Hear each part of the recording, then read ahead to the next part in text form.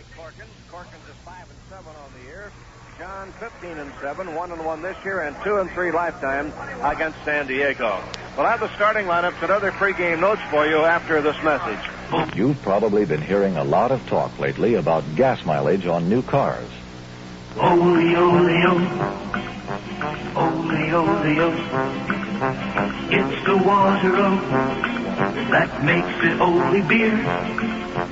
It's the water and the lot more. It's the special care that makes Olympia such a special beer. That's Olympia. It's the way we age our ole beer. It's the water and the lot. It's the hops and grain, the best that we can buy. It's the extra time. That's just one reason why. The time to make it great, to make Olympia. It's the water and the lot. Now the batting orders for the ball game. For the Dodgers, leading it off and playing second base, Davey Lopes. Von Joshua will bat second and play left field. Tom Pashorik in center field. Steve Garvey at first base. Bill Buckner in right field. Steve Yeager doing the catching. At shortstop will be Bill Russell. Jerry Royster will play third base. And Tommy John to do the pitching. For San Diego, Rich Morales will lead off and play shortstop. Dave Winfield will be the left fielder. Dave Roberts at third base. Nate Colbert playing first. Cito Gaston in right field. Fred Kendall doing the catching. Ivan Morrell in center field. Dave Hilton at second base. And Mike Corkins to do the pitching. The umpires for the game will be rookie umpire Ed Runge at the plate, Bob Engel at first, Jerry Dale at second, and Art Williams around at third. The Padres have taken the field. The crowd now being asked to rise for the playing and singing of our national anthem. We'll be underway in a few moments now. We'll have our first ball ceremonies. The Dodgers were rained out, of course, last night in Atlanta, and so they have 2 to go. They will wind up showing 161 games on the schedule, although they will actually play 162. One game will be, of course, the tie game that they had with Atlanta way back in May, and that one was supposed to have been made up last night, but it also was voiced out, so I guess you had to feel that game was just destined to wind up as it did. Right-hander Mike Corkins, and that's a pitching change for the Padres because Steve Arlen had been penciled in, and in fact his name was crossed off the starting lineup card, and that of Mike Corkins was inserted in. So Mike will be on the mound, and he'll be making his 11th start of the year. He has 2 complete games. Earned run average is 4.54. The Dodgers are trying to even things up for the year with the Padres. They have to win both games and able to do that. They stand 7-9 with the Padres. They've won 5 of 7 here, but the Padres were the winningest team in the league in Dodger Stadium. They're winning 7 out of the 9 there. Meanwhile, as we said on the scoreboard a little while ago, the Chicago Cubs and the New York Mets were rained out today in Chicago, and they had a doubleheader scheduled for tomorrow already. That means they have doubleheaders on Saturday and Sunday now to conclude the regular season. And, of course, that really puts the added burden on the New York Mets. They're trying to hold on to their one-game edge over the Pittsburgh Pirates. And it may not be that by the time tonight is over because the Pirates are winning their ball game from Montreal at Pittsburgh. And that's the first of a 3-game series. And they are about to KO Montreal if they are able to beat them tonight.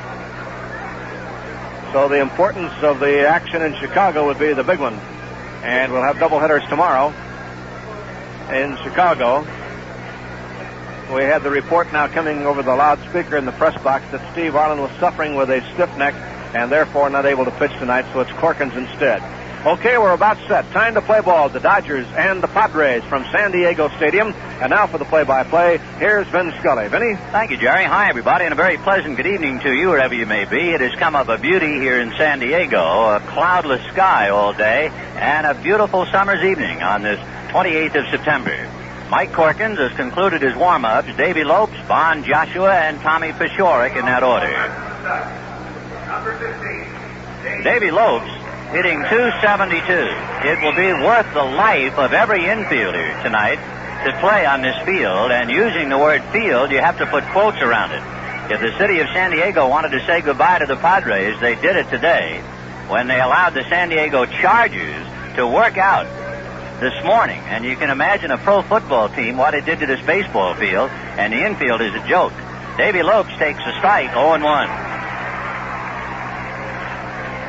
So Davy Lopes hitting .272, Mike Corkins and Fred Kendall the battery, Colbert, Hilton, Morales, and Roberts the infield. Strike one pitch on the way. Davy a half swing but takes outside, 1-1. The outfield, Dave Winfield is in left, Ivan Morel in center, Clarence Gaston in right. Jerry Morales might very well have played tonight, but Morales is out of the lineup. 1-1 pitch is low, ball 2. The last game that the Padres played here in San Diego before going out on a road trip that saw them go to Cincinnati, Morales lost a fly ball in the sun, and it hit him right between the eyes. Broke his nose, a very painful injury, and so he's out.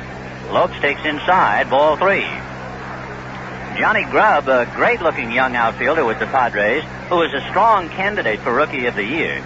Grubb hitting .311. 8 home runs, 37 RBIs, but he's out with leg and heel troubles. Lopes hits one up the middle, right on by Corkins and on into center field. So Davy Lopes, who's been bothered by muscle spasms in the back of late, singles, and that will bring up Von Joshua. Number 12, Von Joshua, left-hander. So Von Joshua with Lopes at first. Davy has stolen 35 out of 50. Joshua brings a .247 average up to the plate. The Dodgers come into the game with a modest 3-game winning streak. What makes it very interesting, the Dodgers have never lost a season series to the Padres. There's a pitch out with Lopes going. The throw is on a bounce, and they get him anyway, thanks to the pitch out. Right there to pin him was shortstop Rich Morales. So Davy Lopes is thrown out. Fred Kendall sending that, called for the pitch out and nailed him. 2-6. 1 away, 1 ball and no strikes to Joshua. Dodgers have never had a losing series to San Diego in 5 years here, but this year they're 2 games behind, 9 games to 7. Joshua slices one foul into the seats alongside the left field foul line, and they count 1 ball and 1 strike.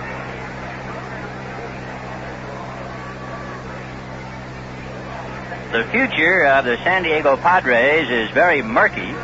All we do know chronologically, the next meeting to decide the future of the Padres will be October the 5th. Joshua hits one to straightaway center field. Coming up for it is Morel to handle it for the second out. So 2 down and Tom Peshorek, the batter. October the 5th will be a Friday, the eve of the playoff games in the National League. It'll begin Saturday in Cincinnati. Cincinnati against whom? That's the question. Pittsburgh or New York. That's really going to be a mess. The Mets were rained out today. That means they have doubleheaders scheduled Saturday and Sunday in Chicago. Peshorek takes ball 1. But Chicago, without lights at the end of September, it is so difficult to get 1 game in, never mind 2. They might wind up with suspended games and having to play off early next week. There's a half-swing fly ball to shallow center. Morel coming up and can't get it. Base hit. So a Christmas gift comes early for Peshorek, a half-swing single, and the batter will be Steve Garvey. The Padres, not only is the franchise future up in the air, but the players don't have any idea what their future holds in store for them, because their season ends Saturday night. Sunday, the Padres are off, but the Padres still have 1 game left on their schedule, which might have to be played. That would be with the Pittsburgh Pirates. The pitch to Garvey is low, ball 1. So they have to hang around Sunday waiting for reports, and since the Mets are playing a doubleheader, they might have to wait a long time to find out whether they have to fly to Pittsburgh or not. So the National League East is very much up in the air, and the San Diego Padres might have a key to it. Maybe.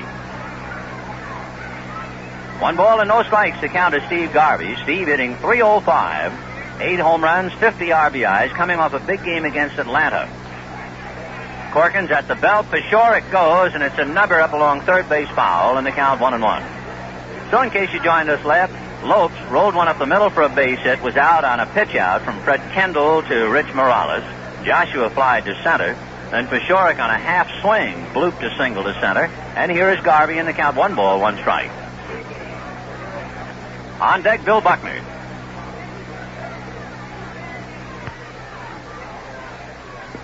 Garvey waiting. Mike Corkins, 5 victories and 7 defeats. Right-hander inserted in the last minute for Steve Arlen. And Garvey takes high, ball 2. 2-1.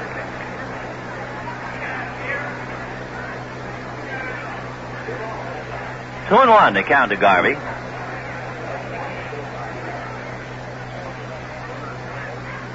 Corkins checking with Fred Kendall. Pashorek was going on a pitch. We'll see if he tries to go again.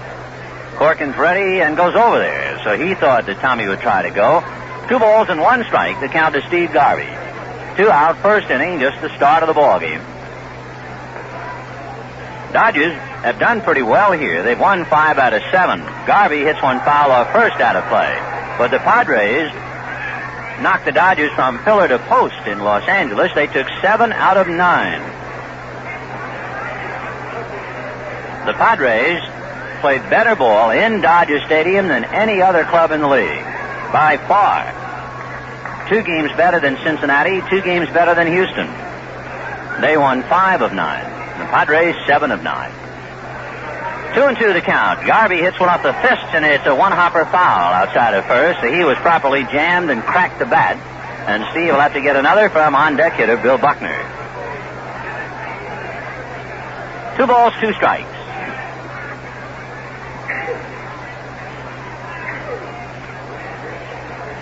The last 2 games of the year, tonight and tomorrow, the Dodgers have already won 93 games. The last Dodger club to win more, the 1966 ball club, had won 95. There goes Pashorek, and there's a drive into right field, a base hit, so Pashorek keeps on going to third. Gaston throws over there, not in time. A line drive throw, but Pashorek went in standing out.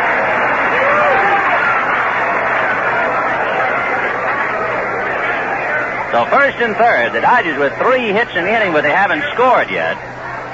And the batter will be Bill Buckner.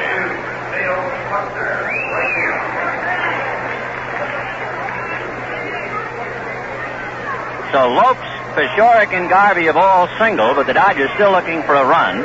And the batter will be the left-hand hitting Bill Buckner with Steve Yeager on deck. Garvey off the bag at first. Corkins ready and works a strike to Buckner in the count 0-1.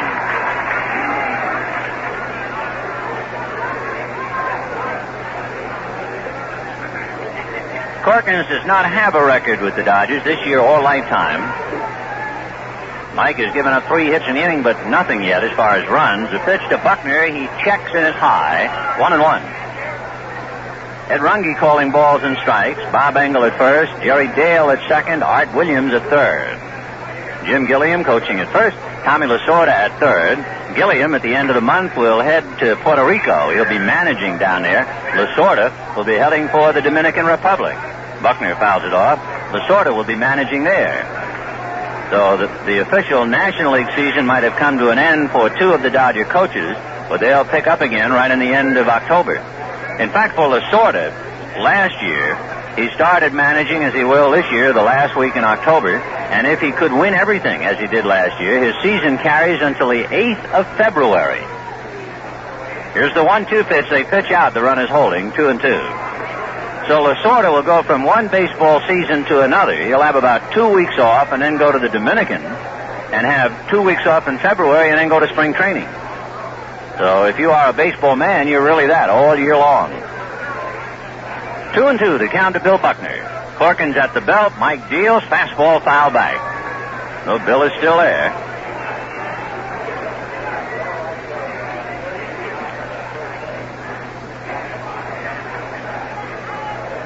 2-2. The count to Bill Buckner. 2 on, 2 out in the first inning. No score. Garvey off the bag, held on by Nate Colbert. Bishoric down the line from third. Buckner waiting, and Corkins takes a look. Now Mike ready. And the right-hander deals, and Buckner swings and misses. Strike 3. So the Dodgers get 3 hits, but no runs. Leave 2. And at the end of half an inning, Dodgers nothing, Padres coming up.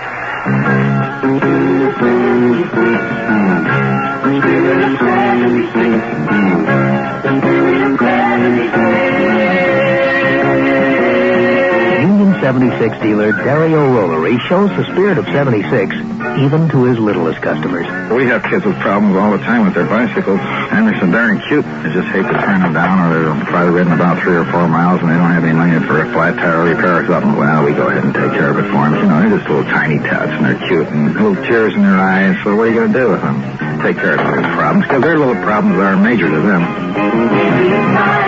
Maybe it's time you put a man with spirit on your side.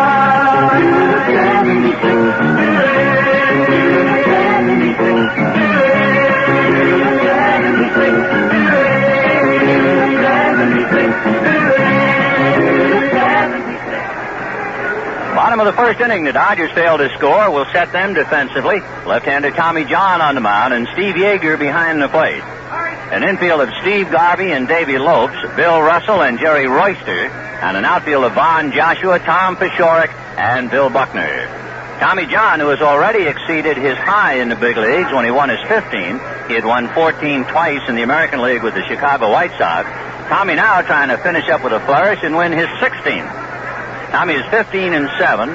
He's 1-1 with San Diego this year. He combined with George Culver way back in the first couple of games of the season to shut out San Diego 4-0. Then they beat him on the 3rd of July 4-1, and early in September he had no decision. Tommy's coming off a victory. His last game he beat Cincinnati. So Tommy John has won 4 straight decisions and his last 3 starts. So he's just the opposite of Claude Osteen. Osteen had a fantastic season and then suddenly hit the skids that saw him lose 5 in a row. So that kind of spoiled his overall record. And Osteen finished up 16-11. Tommy John is going the other way around. He's trying to win his 16th and finish up with a streak of 5 in a row. Rich Morales, the shortstop at the plate, hits a high chopper wide to third. Royster in front of Russell throws him out. 1 away. Big Dave Winfield, the left fielder off the campus of the University of Minnesota. Winfield has been very impressive in the 50-some-odd games he has played. He's hit .271 with 3 home runs and 12 RBIs. That might not be eye-catching, but when you feel that he just came off the campus, it's a big step. Winfield takes a strike, 0-1. Olympia Beer, happy to send it all to you. And boy, we got Ole weather, haven't we? Hope you're holding hands with a cold Ole right about now. Tommy John back with a breaking ball in the dirt, and the count 1-1. San Diego losing 100 games every year in its existence, and the Padres are right at that mark now. Little slider in on the hands. Check swing by Winfield. 2 balls and 1 strike.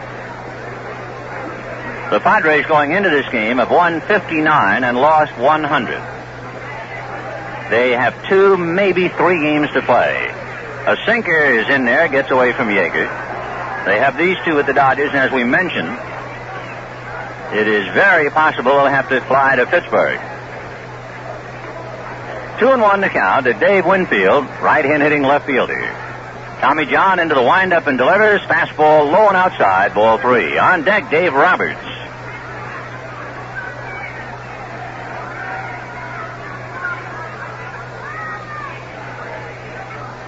The 3-1 pitch is low, ball 4. So Winfield trots to first, and Dave Roberts the batter. Roberts hitting .283. He has 20 home runs, 63 runs batted in.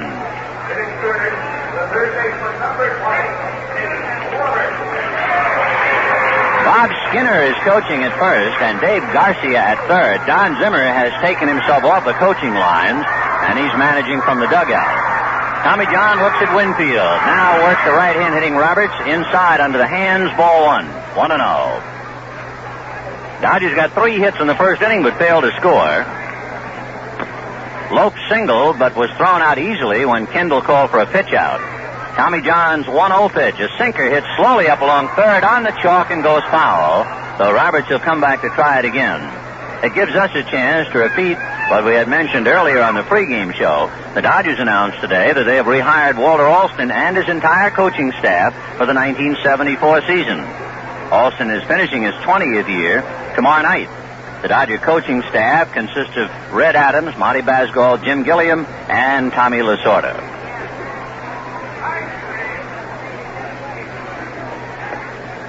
One and one to count to Dave Roberts. Nate Colbert on deck. Roberts, a fine young athlete, and he's had a solid year, hitting .283 with 20 home runs. He figures to have quite a career. Tommy John's 1-1 pitch, breaking ball, swung on and missed, strike 2. 1-2. Outfield deep and a route straight away.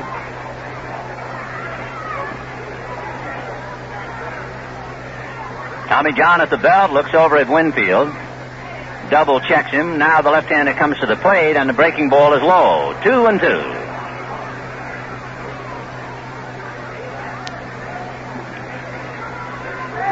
So the Padres lost their starting pitcher, Arlen, with a stiff neck. Morales is out with that fly ball that hit him between the eyes. Johnny Grubb is out with a bad leg.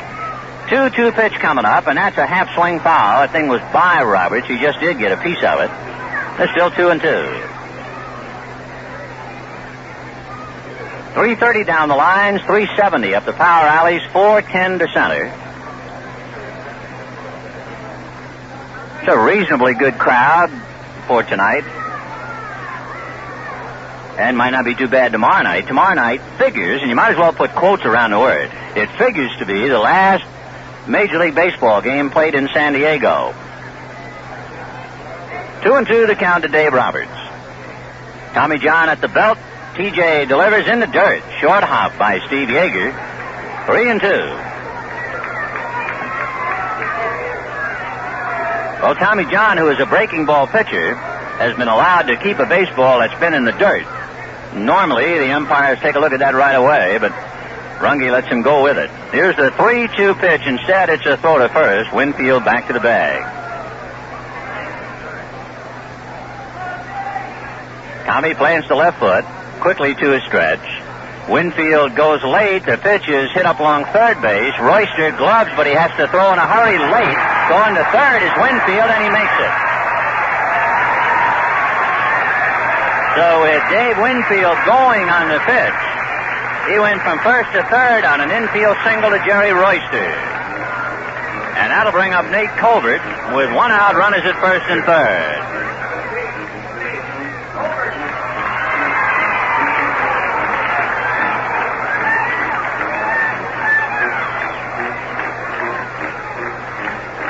Nate Colbert, the big first baseman, checks in at 272. Tommy John's curve hit him on the foot and goes all the way over to the Padre dugout, and Colbert's down on his right knee. He can't get up yet. Perhaps it got him more on the ankle than the foot, and Colbert, using his bat as a cane, helps himself up. But he can't even walk yet. I think it got him either on the left foot or the left ankle, and they're spraying it right now. Montreal trying to wreck the Pirates. The Pirates led 2-0 at the end of 5, and Gene Mauch's crew came up with 3 runs in the 7th inning. So the Pirates are at bat in the bottom of the 7th, and Montreal leading 3-2. Montreal gasping to stay alive. They're 3.5 back, and it's just about hopeless. But they've come from behind to take the lead. So Nate Colbert limping, and it's going to take him a while to get to first base. So the bases are loaded. He's about 2/3 of the way there now. He's just taking a stroll to first. So Colbert at first, Roberts at second, Winfield at third, Clarence Gaston the batter. Gaston hitting .256. An enthusiastic crowd here. The Padres last year drew almost 645,000. Tommy John delivers in a fastball, line drive at Lopes. He steps on second, double play, and that's that. to Clarence Gaston, losing a base hit and 2 RBIs as his line drive goes right to Davy Lopes. No runs, a hit, 2 left, and at the end of an inning, no score. Friends, as you know, during the season, the Dodgers have special nights, like helmet nights, team nights, and so on. And you know, you lady fans might follow suit. Every week or so, have bacon night, meaning, of course, Farmer John Bacon for dinner. A very delectable idea indeed, and one your family should welcome happily. Farmer John Bacon has such a rich, robust Western flavor that it takes only a little to satisfy meat-hungry appetites. And as we've often reminded you, it's the smoking that makes this flavor different from all the rest. Slow smoking, long and lazily, over native Western wood. That's the secret. And it gives every marvelous meaty strip of Farmer John bacon a good Western smoke flavor like no other bacon can match. Sure, enjoy Farmer John bacon for breakfast. It practically means breakfast out here in the West, but make it one of your regular main meal meats, too. You'll agree, it's the easternmost in quality and the westernmost in flavor. Next time you shop, bring home the bacon from Farmer John. Second inning, no score in the ball game. The Dodgers no runs, 3 hits. The Padres no runs, 1 hit. On the message board, it says that tonight is the San Diego Union Tribune team picture night.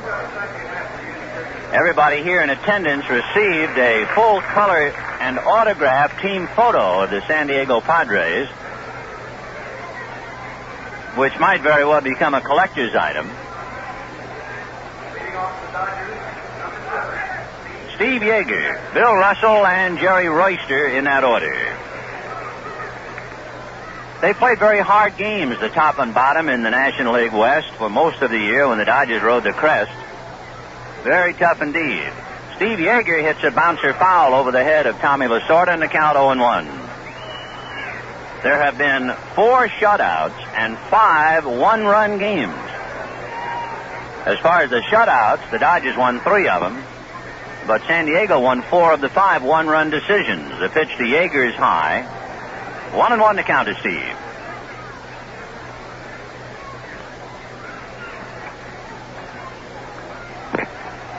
Steve Yeager finishing up the year hitting .256. Swings and rolls one back a third. Long throw for Roberts. It'll be just in time on a nice stretch by Colbert. So Yeager is out on a good throw by Dave Roberts, 1 away. And the batter, Bill Russell. Joe Ferguson has been bothered by an ailing back, so he might not see any service tonight or tomorrow. Say, are you a recreational vehicle owner? You'd be glad to know you can find holding tank pump-out facilities at many of the Union 76 auto truck stops across the nation. Bill Russell climbs in at .264 and takes a strike. Russell playing in every game. This number 161. For the Padres, game number 160, they don't have anybody close to playing in them all. The next one to Russell is high, 1 ball and 1 strike. The high would be 142 games for Nate Colbert and catcher Fred Kendall. 1-1 pitch to Russell, fouled away in the count 1-2. Russell will go home and sit. It's been a long season for him, and the Dodgers just want him to go fishing in Oklahoma and take it easy. He has turned in a remarkable performance, day in and day out. The 1-2 pitch, Russell takes high, ball 2, 2-2.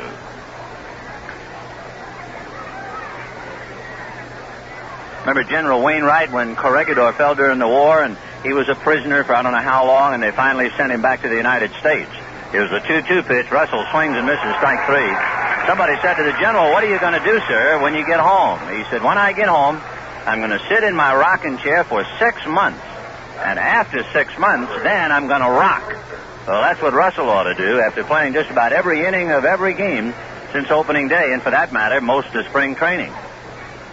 Dodgers never really had anybody else even considered to be the shortstop. Here is Jerry Royster. The pitch hit foul off first base. That carries into the seats off first, and the count 0-1. 2 down, second inning, no score. Mike Corkins substituting for Steve Arlen, who has a bad neck. And Tommy John trying to win his 16th.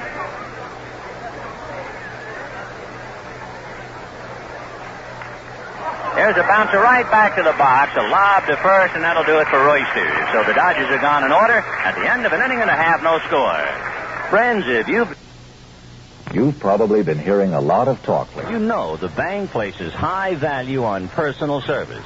When you walk into your nearest Union Bank, the people who serve you are genuinely pleased to see you. At the same time, the bank is aware that most of its clients are very busy people. And that's why management some years ago introduced a unique system to simplify banking by mail. In effect, it brings Union Bank to you. Wherever you are, you can handle your savings and checking transactions in a matter of minutes. Savings deposits, requests for withdrawals, why, even the transfer of money from one account to another. It's not a big thing in terms of money, but boy, it can save you substantial expenditures of time. So, between visits, when you're always welcome in person, bank by mail when it's more convenient. Union Bank, a most unusual bank. Member FDIC. Bottom of the second inning, no score. Let's pause for station identification. This is the Los Angeles Dodgers Radio Network. Will Loman and Barkley have their stuff tomorrow morning? Or will they be here doing their radio program from 5:30 to 10 on KFI Los Angeles? Bottom of the second inning, no score in the ball game. It'll be Fred Kendall, the catcher, followed by center fielder Ivan Morrell, and then second baseman Dave Hilton. Kendall has caught a lot of ball games, 142. That's 6 more than Joe Ferguson. Kendall has had a fine year. He's come from nowhere now and hits .282. The solid year behind the plate. He has some power. He has 10 home runs, 58 runs batted in. So Fred Kendall, right-hand batter, and Tommy John into the windup and delivers. Fastball is low, ball 1, 1-0.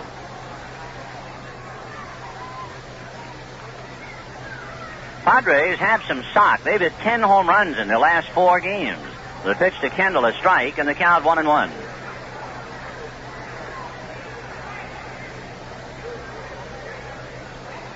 Tommy John reading signs. Now T.J. ready. 1-1 pitch on the way. Screwball on the outside corner for a strike. 1-2. As soon as we get anything new on that Montreal-Pittsburgh game, we'll pass it along to you. They're in the bottom of the 8th inning. Montreal leading 3-2. Now the 1-2 pitch on the way. Curveball fouled off. Boy, that would be a big boost to the Mets if the Pirates lost to Montreal tonight. The Mets with their back-to-back doubleheaders, and the Pirates with 2 scheduled games remaining, and then this extra one with San Diego perhaps for Monday. 1-2 to count to Fred Kendall. Tommy John into the windup and delivers. Fastball inside. Ball 2. 2-2. The Mets have won 80 and lost 78. The Pirates are right at the 500 mark, 79. 2-2 pitch. Fastball hit foul outside of third to Dave Garcia. In the East, the Mets are 1 in front of the Pirates. The Cardinals trailing by 2.5. Montreal 3.5.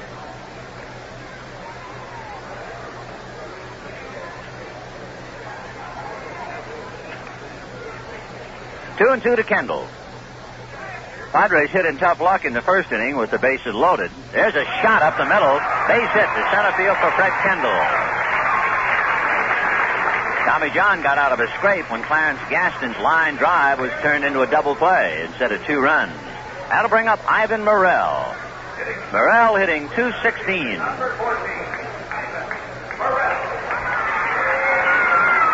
So Ivan Morrell, right-hand batter. With Kendall at first, nobody out in the second inning, no score. Kendall has stolen 3 bases. He's 3 for 3. Fred held on by Garvey. Tommy John, who's .500 with the Padres for the year and under .500 in his National League career with them, sends a pitch down and away, ball 1.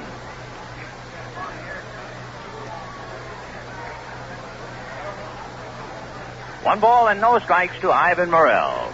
Tommy John ready, has a look at first, back with a fastball that's fouled away off to the right, deep in the lower deck. 1-1 to count.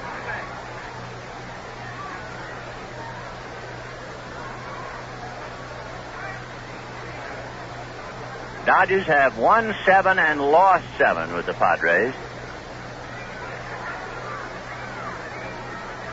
7-9 with the Padres. Here's the 1-1 pitch on the way. Taken for a strike. 1-2. Dodgers lost 7 out of 9 at home. They've won 5 of 7 here.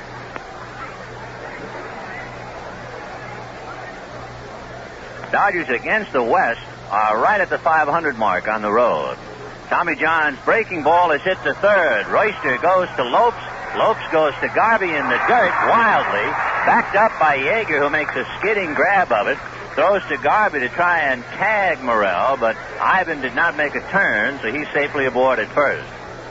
Royster made a timid throw to Davy Lopes. He was afraid to cut loose, and he just lobbed the ball to Lopes, so they lost any chance of getting a double play. Davy tried to hurry to first, but he threw it in the dirt.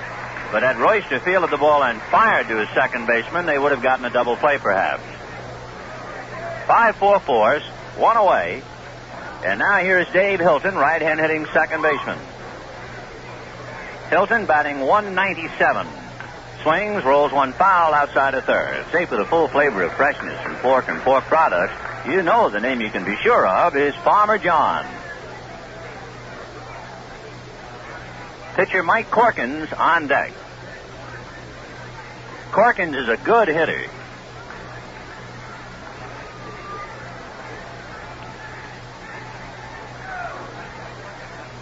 The pitch now low, 1-1.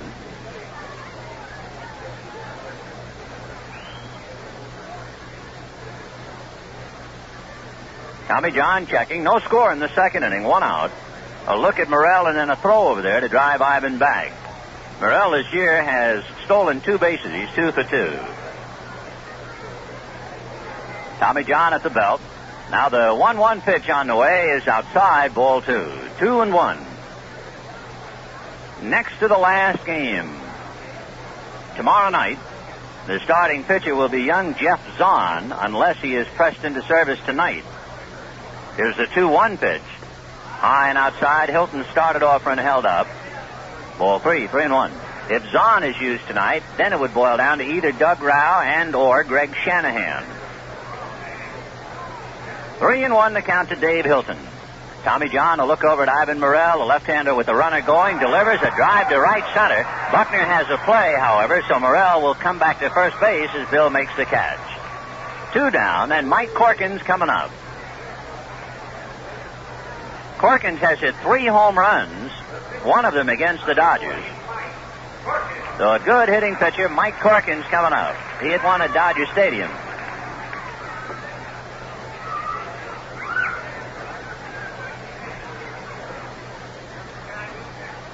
Corkins is good enough to be used as a pinch hitter this year.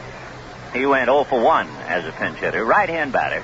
Tommy John delivers and misses outside. Ball 1. 1-0. Direct contrast between the Dodgers and the Padres. The Dodgers announcing the signing of Walter Olson and the coaches. They know their year is over tomorrow night, no matter what. And the Padres are as up in the air as the Goodyear blimp. Pitch fouled away, 1-1. They don't even know when this year is going to end. And the coaches and the manager completely in the dark as to their future. The future of the franchise is in the dark. They're finishing on a strange off-key note here in San Diego. 1-1 the count. Mike Corkins waiting, 2 out in the second, no score.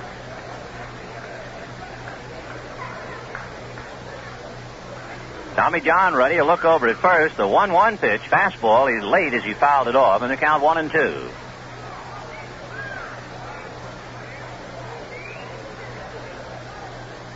A beautiful evening in San Diego.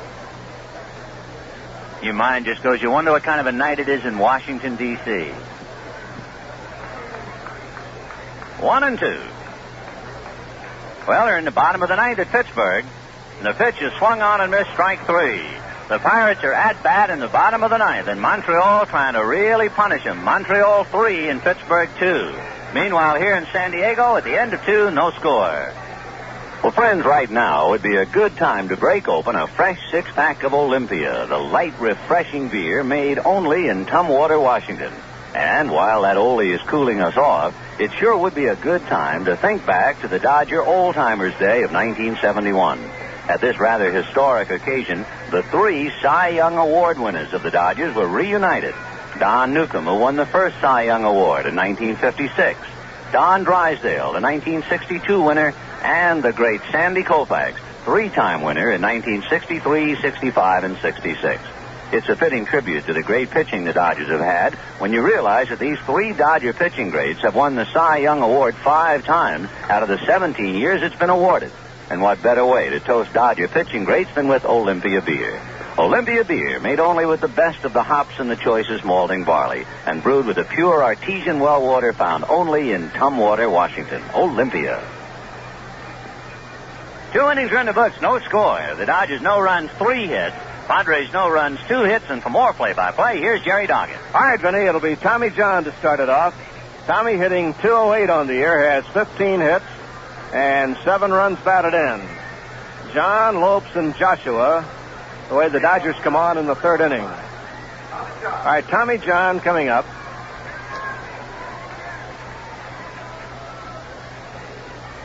John, a right-hander, facing Mike Corkins. And we'll be set to go now. Here's the windup and the pitch on the way. Fastball, that's low, 1 ball and no strikes. 1-0 the count to Tommy John. Davey Lopes out on deck. The Dodgers 3 hits, the Padres have 2, and here we are again in another tough one between these 2 clubs. Now the pitch on the way. Fastball high. Ball 2 balls and no strikes. The Dodgers have won 93 games. The Padres have won 59. The boy, when they play each other, it's something else again. You'd never think the Dodgers had won 24 more games. Breaking ball, foul back, and the count is 2-1.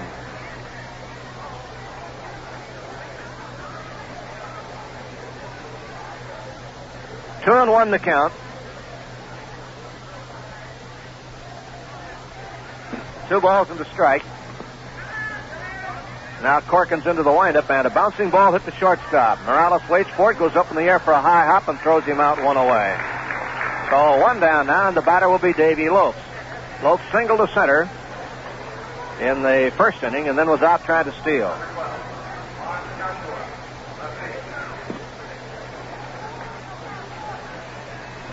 PA announcer has announced Vaughn Joshua's up, and Davey Lopes stops in the on-deck circle and points toward Vaughn and says, "You better come on up here and hit. He's announced you." So Davey Lopes steps in instead. Now the windup and the pitch on the way to Davey. Breaking ball is a little high, 1 ball and no strikes. 1-0 the count. Like to send along good wishes and best of get well greetings to Red Patterson, who's in the hospital at St. John's in Santa Monica, recovering from surgery. Dodger VP is a ground ball up the middle for a base hit. Davey Lopes grounds 1 to center, his 2nd hit of the game. So to Red, hope he gets well in a hurry and back on the job in a few days.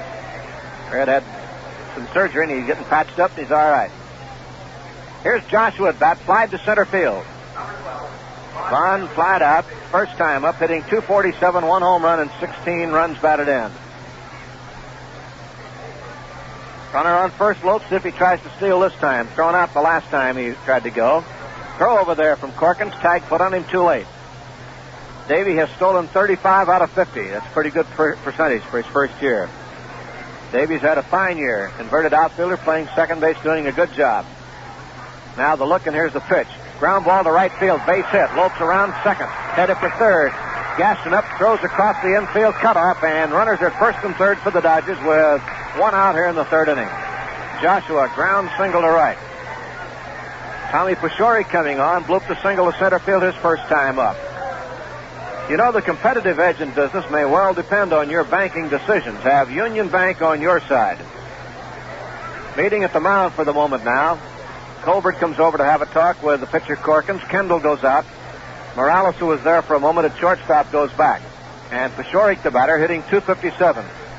Tom trying to pick up the run now.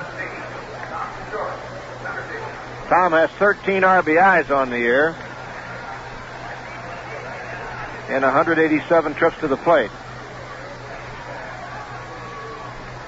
All right, Tom trying to get him in. A swing and a miss at a breaking ball, strike 1. The Padres set the infield double play up, trying to shorten up the inning, and ended, in fact.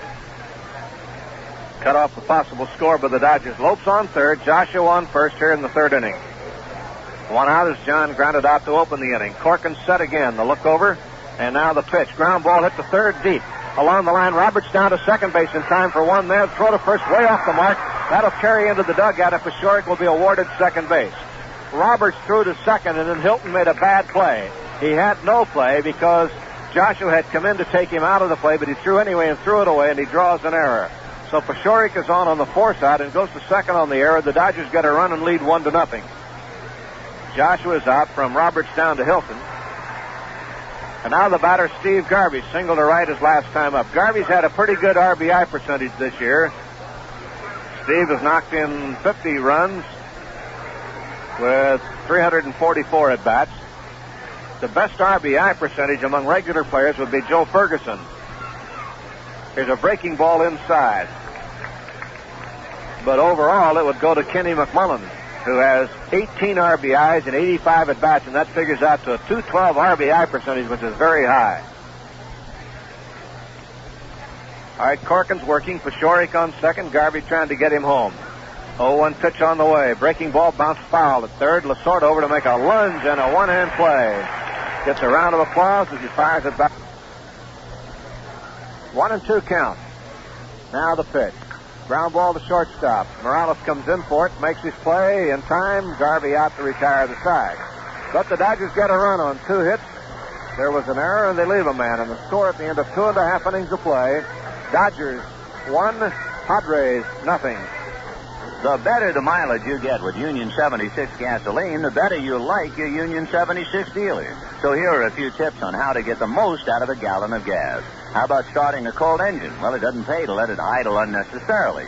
Union 76 suggests you start up, give the oil a few seconds to start circulating. Now, that's seconds, not minutes. And then drive off, maintaining moderate speeds until the engine is warm. Union 76 also suggests that you never race a cold engine. All you're doing is burning up a lot of gas at 0 miles to the gallon. Another thing that can affect mileage is low tires. Union 76 recommends keeping them at the right pressure because an underinflated tire creates drag, and that costs gasoline. Your Union 76 dealer will check your tires for you. Every week, ask him to do it. He'd be glad to help you get the most out of a gallon of Union 76 gasoline. So do what all of us do. Put a man with spirit on your side. The spirit of 76. Okay, to the last of the third inning, top of the order for the Padres with Morales, Winfield, and Roberts coming on.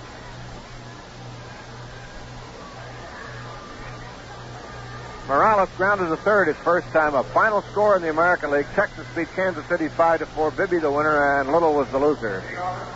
Still nothing final out of Pittsburgh, where Montreal is leading the Pirates by a score of 3-2. And boy, they're trying to really destroy the Pirates. And did they lose a tough one last night on a wild pitch?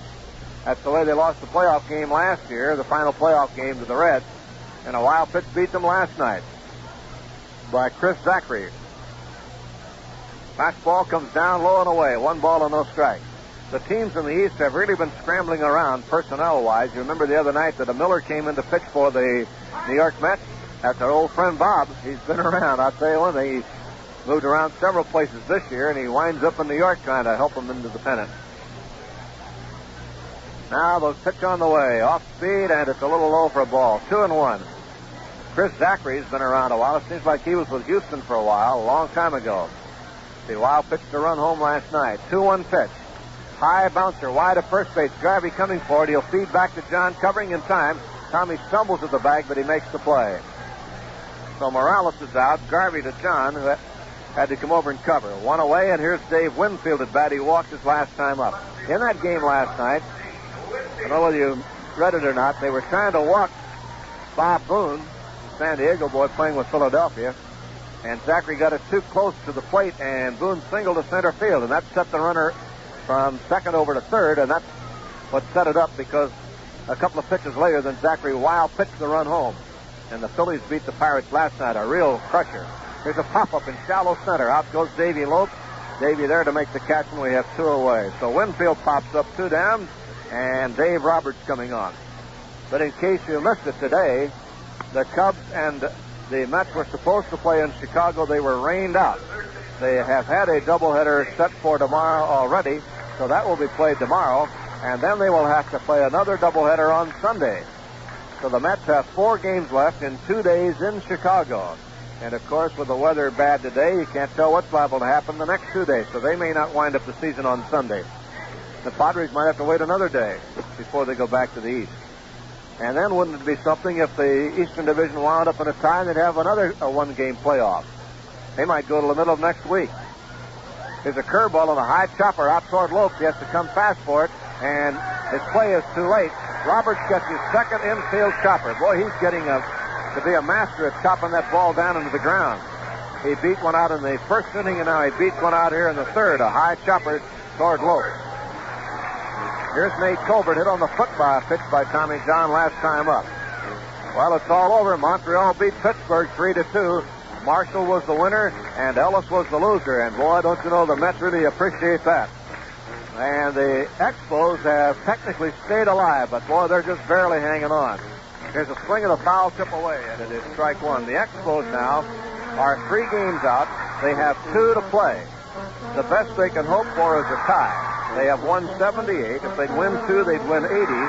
They would have to hope that the Mets lose all 4. And then if that were to happen, Chicago would tie the Mets and Montreal. So it would really be a mess if the Mets were to lose 4 straight to the Cubs and Montreal win the next 2. There's a foul out of play, and it is strike 2. But you could talk about the possibilities of the Eastern Division for quite a while and still not settle it, and they've only got 2 more days left. But as we say, they could wait till the middle of next week to get it settled. Pittsburgh might have to have a playoff, play the makeup game with San Diego. New York and Chicago might be postponed, have to play on Monday. Then they might wind up in a tie and play on Tuesday for that playoff game and the number 1 spot. Pitches high and tight to Colbert, leans away, and it's 1 ball, 2 strikes to Big Nate. Nate has a 6-game hitting streak going. He has 22 home runs and 79 runs batted in. Now the 1-2 look and the pitch on the way from John. Breaking ball inside, ball 2-2-2. Tommy trying to keep the ball in on him. The attendance at Pittsburgh tonight was a little better than last night. 27,000 tonight. They had only 11,000 last night. A very small crowd for that game. We'll check those figures to make sure. 27 tonight. What was it last night, Dave? Do you have it? There's a breaking ball low and away. Ball 3, and it's a 3-2 count. Yeager now reminding John that he has a runner at first base on the 3-2 count. They had 11,500 last night, so they had 27,000 tonight. That's quite a bit better. 3-2 the count. Now the look and the pitch on the way. Low, he walked him. So Colbert is on for the second time. Second walk given up by Johnny is hit a batter. Down to second base goes Roberts, and coming to bat is Gaston, who lined out into a double play in the first inning. Hit one right to Davy Lopes. And Davy went to the bag at second to double up Roberts. This time, there are 2 outs. The other time when Gaston was up, there were runners at every base and only 1 out. So Cito Gaston is bat. He has a .256 average, 16 home runs, and 57 runs batted in. Fastball on the outside corner for a strike. Plate umpire is a rookie, but the name is familiar, Ed Runge Jr. All right, a strike 1 count as John goes out of a stretch again. The pitch. Swung on a miss. Good sinker. 0-2 the count. TJ trying to get his 16th win. He's going to wind up with a very good year if he does, because he's had a good year already, 15-7.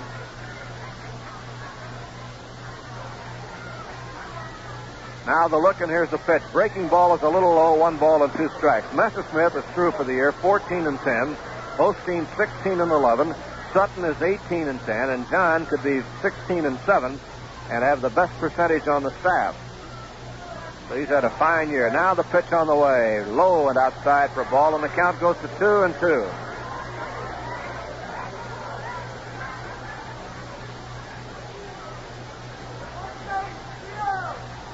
Tommy could wind up. He has a percentage now of .682.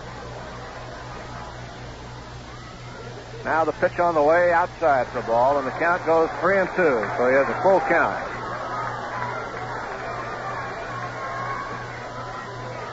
He could wind up with a .696 percentage for the year.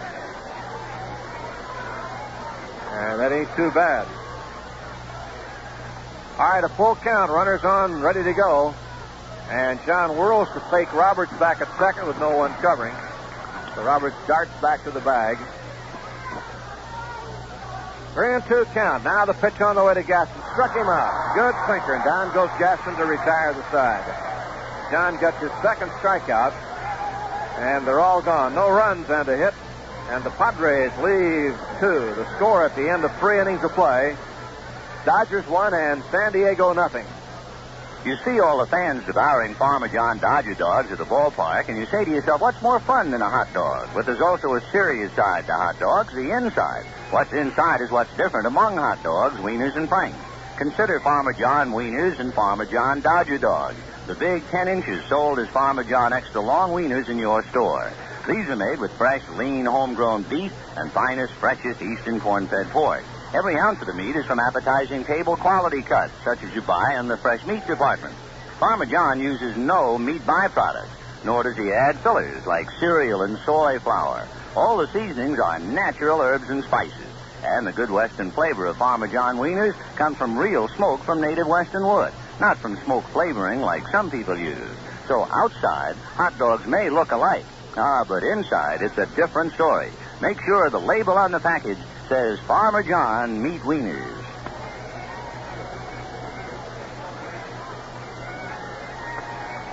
All right, we're set to move along into the 4th inning of the game with Bill Buckner. Steve Yeager and Bill Russell will do up here now. Buckner struck out his first time up.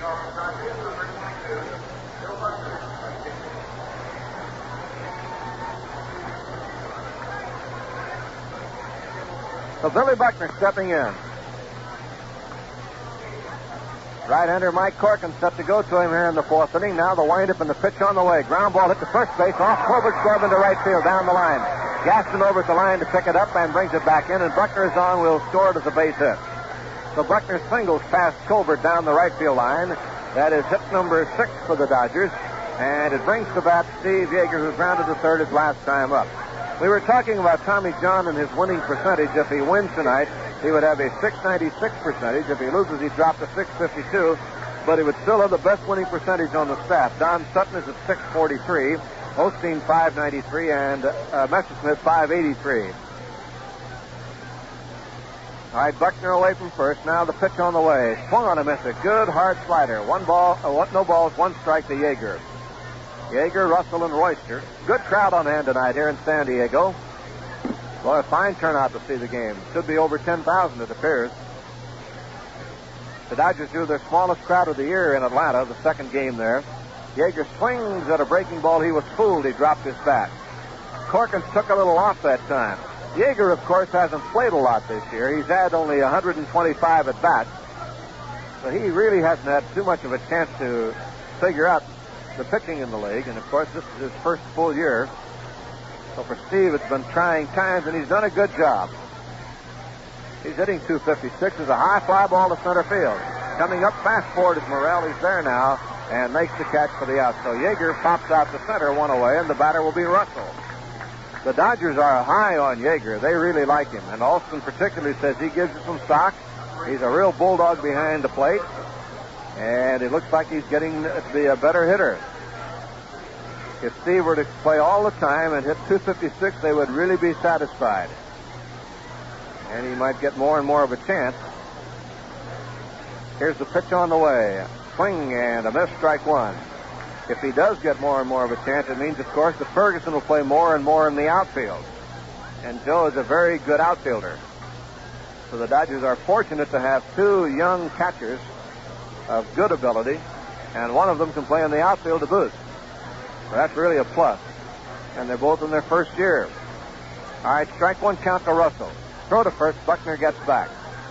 The Dodgers, in looking back on their year, feel really fortunate that so many of their youngsters have come up as they have. Lopes brand new this year. Yeager and Peshoric and Ferguson and Say. There's a bouncer to third base. It'll go foul ball. So it's strike 2 to Bill Russell. The Dodgers with 93 wins and a chance to go for 95, and that's a pretty good package for one season. 95 will win the pennant most of the time. The Reds got hot and had an amazing streak, as you know, and of course they have a great ball club. They're going to wind up very close to 100 wins. They have 98 now with 3 games left. Here's the look and the pitch to Russell. Broken bat and a blooper to the right side, and over goes Hilton to make the catch on it. So Russell is out on a little humpback pop fly out to the second baseman. 2 down, and before we see Royster, we'll pause for station identification. This is the Los Angeles Dodgers Radio Network. This is KTAR in Phoenix.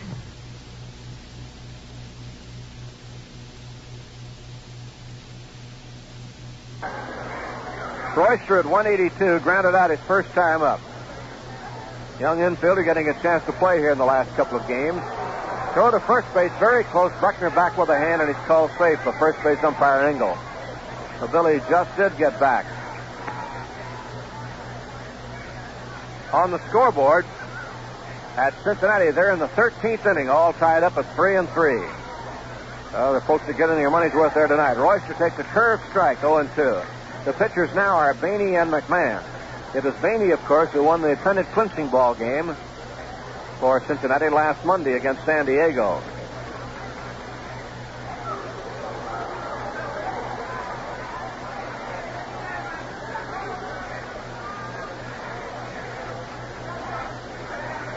Buckner on first base. Royster waiting at the plate. 1 strike count to Jerry. I think the count's strike 2, though. We'll wait and see. Here's a breaking ball low. 1 ball, 2 strikes. Plate umpire Runge has not come up with the hands. The scoreboard shows a 1-1, so we'll hold on that. St. Louis leads Philadelphia 1-0 at the end of 5 innings of play. Cardinals a slim chance trying to hold on. Now the look runner going. Pitch outside. Here's Kendall's throw down. It's on a bounce and too late. And Buckner is in with a steal. So Billy Buckner steals one. For Buckner, that's his 12th out of 14 tries. Buckner got hurt on that play. I think he might have got hit in the face by either the ball or the glove of Dave Hilton, who came in to make the tag. Buckner got up and turned his back to the infield and now looks toward the outfield. And trainer Bill Bueller is out there along with Coach Tommy Lasorda. And out now comes Walter Alston. So the ball either bounced up and hit Bill in the jaw, or Hilton's glove and trying to stop the ball got him in the side of the face. They're checking his teeth. And Billy says, I'm all right, but I just got a sore jaw. Now he's holding the side of his face on the right side. Apparently, it must have been the ball that bounced up and hit him. The ball came out of Hilton's glove, and he was trying to apply the tag, and it bounced away. All right, Alston and Lasorda kind of laugh and come trotting off along with Bill Bueller. So he's all right. Buckner will stay in. Got hit in the jaw with the ball, and he has a successful steal. 4th inning, 1-0, Dodgers leading. Royster waiting, now trying to pick him up.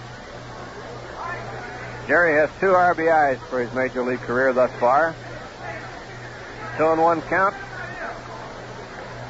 And the pitch by Corkins, breaking ball low. And that runs it out to a 3-1 count, according to the scoreboard. Montreal beat Pittsburgh tonight 3-2. Doc Ellis took the loss, and Mike Marshall was the winner. That puts the Pirates a game and a half back. The Mets were rained out. There's a fly ball to right field. Well hit. Gaston going back for it. One-handed going away. Well, Royster hits it hard to right field, but not quite enough. No runs, 1 hit, 1 left. The score at the end of 3.5 innings of play. Dodgers 1 and the Padres nothing. Hi there. This is Arthur Godfrey. I want to talk to you who know a child who is crippled. Listen to me. I'm talking about crippled children whose people can't afford the medical and surgical treatment that the youngsters need. Throughout North America, there are 22 hospitals set up to help these children, and it's all for free. Over 850,000 men who belong to the Shrine and the Shriners Hospitals foot the entire bill. And they've been doing it this way since 1922 without regard for race or color or creed at the Shriners Hospitals for crippled children. So if you know a crippled child under 16 whose folks can't afford the treatment that he or she needs, please tell them about the Shriners Hospitals for Crippled Children. Tell them to write to this address. El Zariba Shrine Temple, 1502 West Washington, Phoenix, 85007. Tommy got the Dodgers on the victory trail here in San Diego at the start of the year. He and George Culver on April the 8th combined for a 4-0 shutout of the Padres. And then he lost to them 4-1 in July. The Dodgers opened the season in San Diego. They will close the season in San Diego, and that's kind of a rarity in the schedule. But they opened it on April the 6th, 7th, and 8th, and did not win their first game until the 8th that Sunday afternoon when John won it. And now they'll close out the season here. Usually a team will either open at home and close on the road, or vice versa. But this year, the Dodgers open on the road and closed on the road, and they did the same thing last year, and that was because of the strike. They opened in Cincinnati and closed in Atlanta. All right, here's Kendall at bat. He's 1 for 1. Here's Tommy John to the windup and the pitch on the way. Breaking ball that's in there for a strike, 0-1. Runge behind the plate. His dad, Ed Runge, was in the American League for a long time. His name is Paul. I think we might have called him Ed a while ago. Now the 0-1 pitch. Fastball, that's low. 1-1. 1 ball, 1 strike. Nobody out, nobody on. Bottom of the 4th inning. Tommy John to the windup, and the pitch tapped foul off to the left out of play to the Dodger dugout, and the count 1 ball, 2 strikes. The Dodger run batted in to Tom Paciorek on a force out.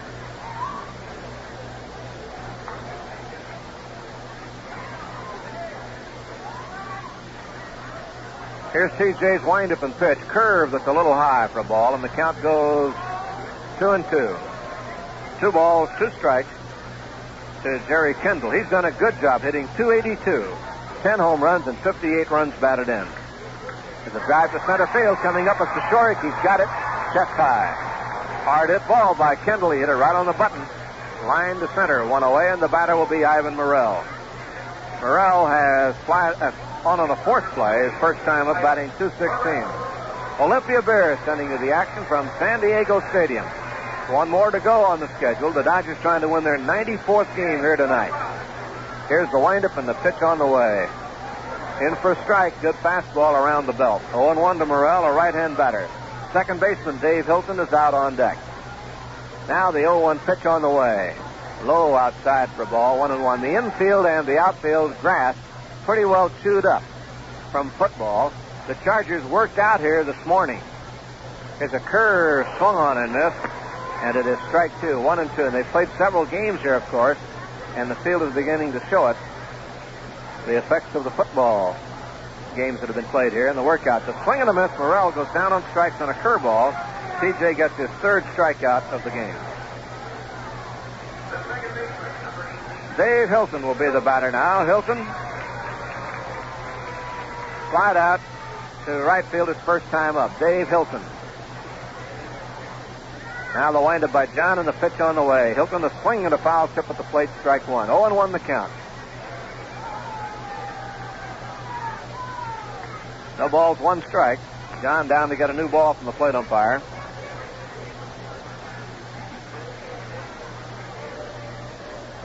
Mike Corkins out on deck. Tough game, 1-0 score.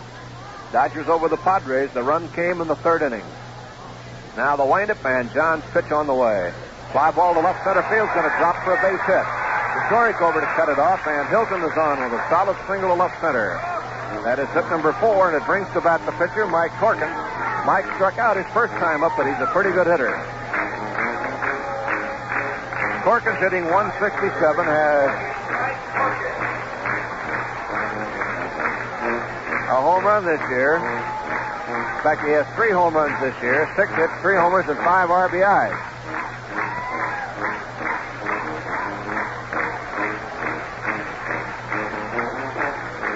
Batting average is .194. He's a pretty good hitter.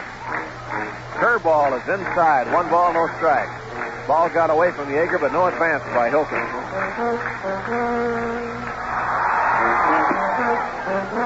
Enthusiastic crowd on hand, pulling for the Padres right down to the end. I imagine, though, if the Padres leave and go to Washington or wherever, that most of the San Diego fans will revert back to being Dodger fans, as they have, we understand, for so long. Here's a swing and a miss for strike 1-1. Some might be Angel fans, but we hope, of course, that they remain baseball fans. That's the important thing. Now the 1-1 pitch on the way. Lined into left field. A base hit for Corkin. Up with it is Joshua to bring it back in, and so again with 2 out. Tommy John's in trouble once more in each inning, except in the second. And in that inning, he had a leadoff base hit. He had the bases loaded in the first, 2 on with 2 out in the third, 2 on with 2 out in the fourth, and here's the leadoff man, Morales, coming on. Morales is grounded out twice. Winfield on deck. So John once more will have to go to the whip to get him out of here. The hits now, Padres 5 and the Dodgers 6. Dodgers lead 1-0. Tommy John checking signs. Here's the look and the pitch on the way. Curve is a little high. 1 ball and no strike. We have the wayward musician downstairs. He's playing a bass horn of some kind. A ground ball right to his leg. Lopes up, beats Russell in time. Great play. A ground ball hit right through John's legs, and Lopes behind second base somehow came up with the ball, fed it to Russell in time to get Corkins for the out to retire the side. A fine play by Davy Lopes. No runs, 2 hits, and the Padres leave 2 more. They have left 7 men on in 4 innings. The score, Dodgers 1, the Padres nothing. Holy, holy, oh. Holy, holy, oh. Holy, holy, oh. Holy, holy, oh. It's the water, oh, that makes it only beer. It's the water and the hot beer. That makes Olympia such a special beer. That's Olympia. It's the way we age our only beer. It's the water and the light. It's the house and grain. The best that we can find. It's the extra time. That's just one reason why. The time to make it great. To make Olympia. It's the water and the light. On the last play of the inning there, as Morales tried to leg out that play to first base, there was no play on him, of course, but he hit the bag hard and came down in his ankle and apparently twisted a leg, knee, or an ankle, and he's going to have to leave the ball game. We're going to have a new shortstop coming in for San Diego. And it looks like it's going to be Dwayne Anderson. We'll check it and see. But Morales hurt himself running to first base when there was actually no play after Lopes had made a fine play on him to get the force out at second base on Corkin. So we'll have Dwayne Anderson now in there for Morales at shortstop. A most colorful event set for Dodger Stadium, November 6th through the 11th. The annual Mobile Home and Recreational Vehicle Show, staged by the Trailer Coach Association, the greatest assemblage of such vehicles west of the Rockies, in Dodger Stadium and in the parking areas. A great show, November 6th to the 11th, 10 a.m. to 10 p.m. All right, let's go to the 5th. More players, Ben. All right, Jerry. Still 1-0 Dodgers. The Padres being thoroughly frustrated. Tommy John followed by Davy Lopes and then Von Joshua.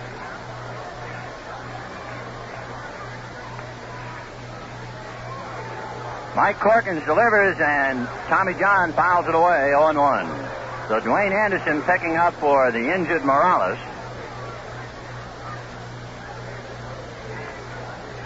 And Mike Corkins going to work.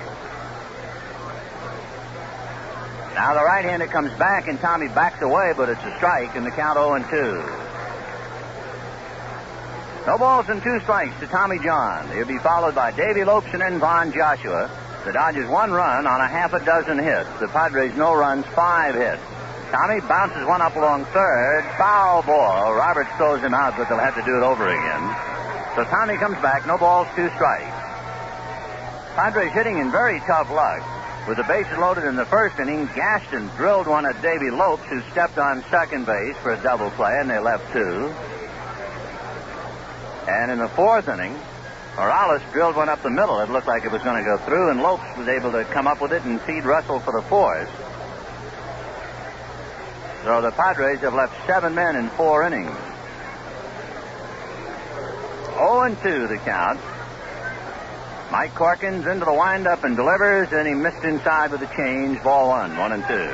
Apparently, Morales suffered pulled muscle in the lower back in straining to beat a play, and he had to come out. Here's the 1-2 pitch to Tommy John, high and outside, ball 2, 2-2.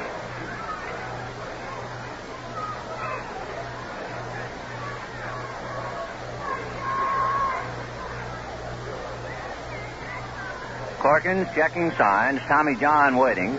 Mike deals, and it's swung on and missed, strike 3. So Tommy John strikes out. 1 out, and Davy Lopes the batter. Lopes is 2 for 2. So Davy, who started the night at 272, is now hitting 275 as he stands at the plate. Von Joshua on deck.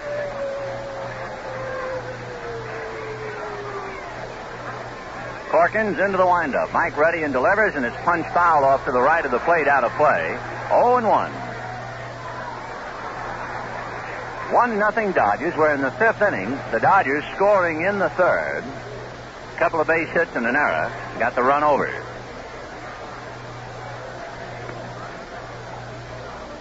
Corkins reading signs, flashed out by Fred Kendall. Now the strike 1 pitch to Lopes, off speed, and that's hit to Dwayne Anderson. Shortstop picks it up and throws him out. So they get Lopes for the first time. And we have 2 out in the 5th inning, and Von Joshua the batter. Joshua flied to center and single to right.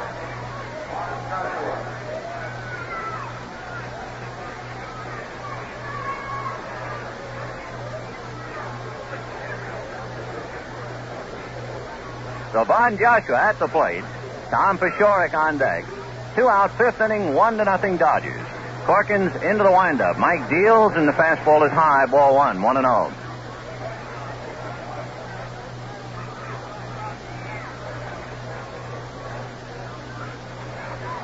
One and 0 the count. Corkins back to the plate, and the pitch is high. Ball 2, 2-0.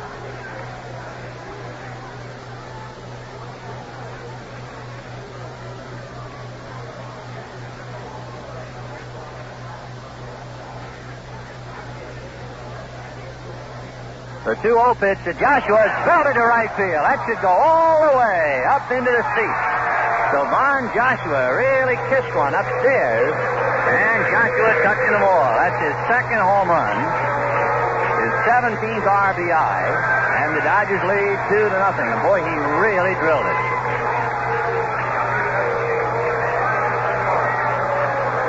Two $10 books of Union Oil Auto Script for Von Joshua, and 2 books of the Southern Area Boys Club, 1339 East 120th Street in Los Angeles. The Dodgers team now has hit 109 home runs. That's the same number as the Padres. Here's Tom Pashorek. He takes the strike, 0-1. The 1966 club has hit 108, so this club goes above that. 0-1 the count to Pashorek. Tommy is singled, hit into a force play, 1 for 2. Corkins' next one is bounced to third. Dave Roberts up with it, and across to Colbert, and that's that. 1 run, 1 hit. The end of 4 1/2. Dodgers 2, Padres nothing. Bottom of the 5th inning with the Dodgers leading the Padres 2-0. 2 runs, 7 hits, and no errors.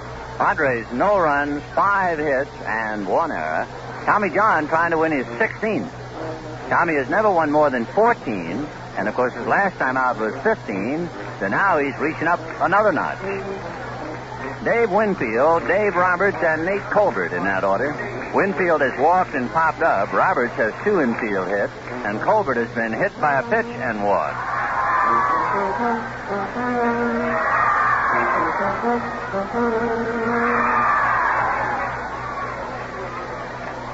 Winfield takes low, ball 1, 1-0.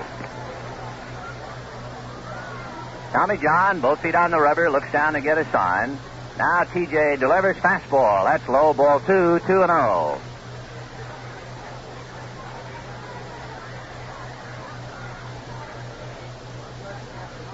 Two and 0 pitch to Winfield is swung on and missed 2-1.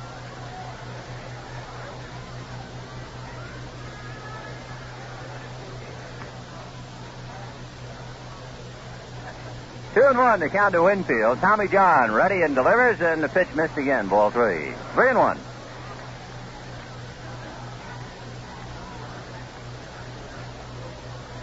Dave waiting, 3-1. The other Dave Roberts on deck. Tommy John comes back to the plate and gets a strike. Winfield started to go to first and came back. 3-2. He gave a pretty good fake of throwing his bat away, but he never did throw it away. So a full count to Dave Winfield. Tommy John checking. Big Winfield waiting. And the 3-2 pitch on the way as a ground ball hits slowly to Russell. He times the hops and throws him out on a close play. The big fella can run. One away. Well, friends, you know, the man with an ongoing business certainly needs to know what's going on, right? Sure. And a Union Bank money engineering study can give you an outside viewpoint to help you cut costs and expand profit margins. One away, and the batter, Dave Roberts. 2 infield singles to the right-hand hitting third baseman. He hits one over the mound, over second, backhanded by Lopes, but he has to eat it, so Roberts is 3 for 3. So Dave Roberts bouncing another one behind the bag and legs it out. And the batter is Nate Colbert with a 6-game hitting streak. Colbert hit by a pitch and walked. They'll give Dave Roberts permanent possession of the infield now. He has 3 legs on the trophy with 3 high choppers to third, short, and second. So here's Colbert. He was struck on the foot, actually on the ankle in the first inning. A breaking ball is low, ball 1, 1-0. It's an enthusiastic crowd. You wouldn't think that they're saying goodbye to baseball. They're having a good time tonight. Hope there'll be a good crowd tomorrow night. The 1-0 pitch inside, ball 2. There's a fellow with a tuba, or is that a French horn? It's a tuba. Anyway, it's difficult to bring on a crowded subway, and he's leading the charge with it. The 2-0 pitch is a ground ball sharply into center, base hit. Roberts is around second and holding as Teixeira comes up ready to fire. So back-to-back singles, and the Padres have 7 hits, no runs, and the batter is Clarence Gaston.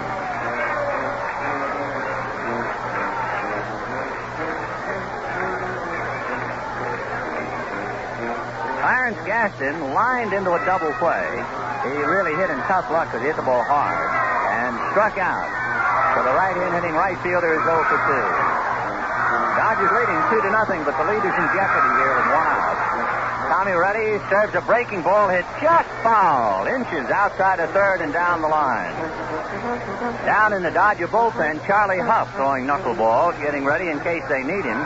For Tommy John, he has to get 2 more outs to make it his game. As a starter, he has to go the required 5, and he's only gotten 4 1/3.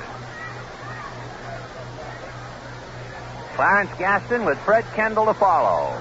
2-0 Dodgers in the 5th inning. Dave Roberts away from second base. Nate Colbert from first. Tommy John at the belt. Strike 1 pitch on the way. Slow curve hit down to Russell. He shovels to Lopes after some difficulty, and there's no play at first. Apparently, Russell could not quite get the ball out of his glove. He hesitated, and they lost any chance for the double play. 2 down, and Fred Kendall, the batter, he has single and lined out. 1 for 2.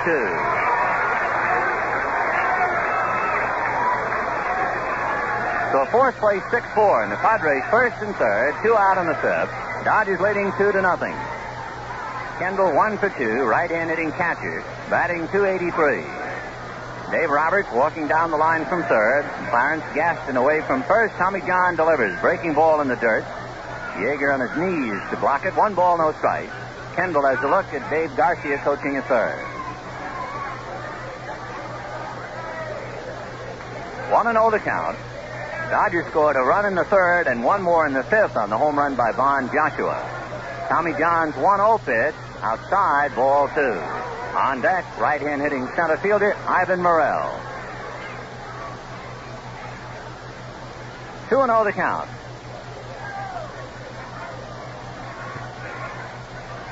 Tommy John at the belt.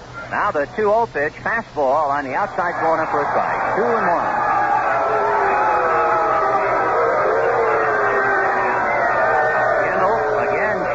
Garcia, 2-1 the count.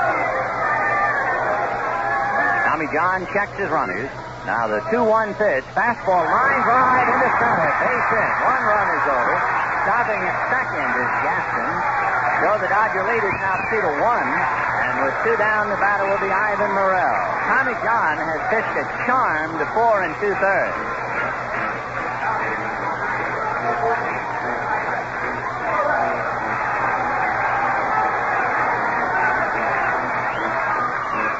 So 1 run on 8 hits for the Padres. They could easily have chased Tommy John, but he's been lucky. And now here is Ivan Morrell. Hit into a force play and struck out. Morrell is 0 for 2. Tommy John's fastball swung on late and missed. 0-1 to Ivan.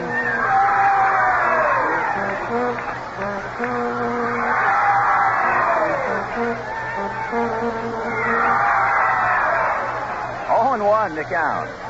Tommy John back with a fastball swung on and missed. It's a good downer, too. Hard sinker. 0-2.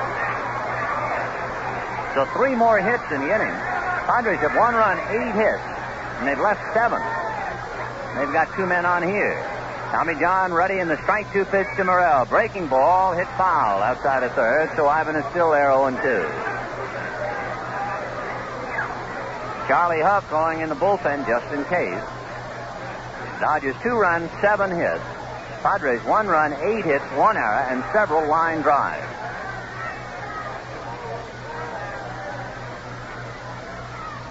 Tommy at the belt, looks at his runners, comes back to the plate 0-2, and there's a ground ball to third, and Royster brings it to the bag to end the inning. To the Padres, another frustrating inning, 1 run, 3 hits. They've left 9 men in 5 innings, and at the end of 5, Dodgers 2, Padres 1.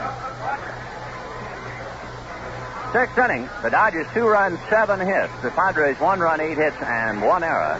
Steve Garvey, followed by Bill Buckner and Steve Yeager in that order. Garvey is singled and grounded out. He's 1 for 2.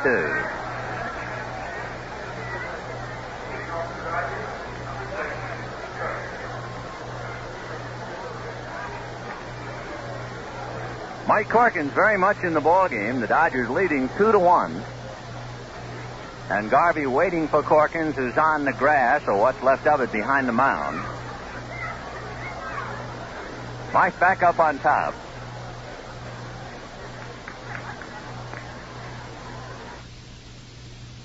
Working the bases. 0-1 to Steve. Corkins on the rubber, into the windup. The strike 1 pitch is hit by the mound to the left is short. Anderson fields it near the bag and throws him out. 1 away. Bill Buckner struck out and singled. Buckner's 1 for 2. Well, Friends Union 76 says, never race a cold engine. You're just burning up gas at 0 miles per gallon. And your Union 76 dealer wants you to get the best mileage possible.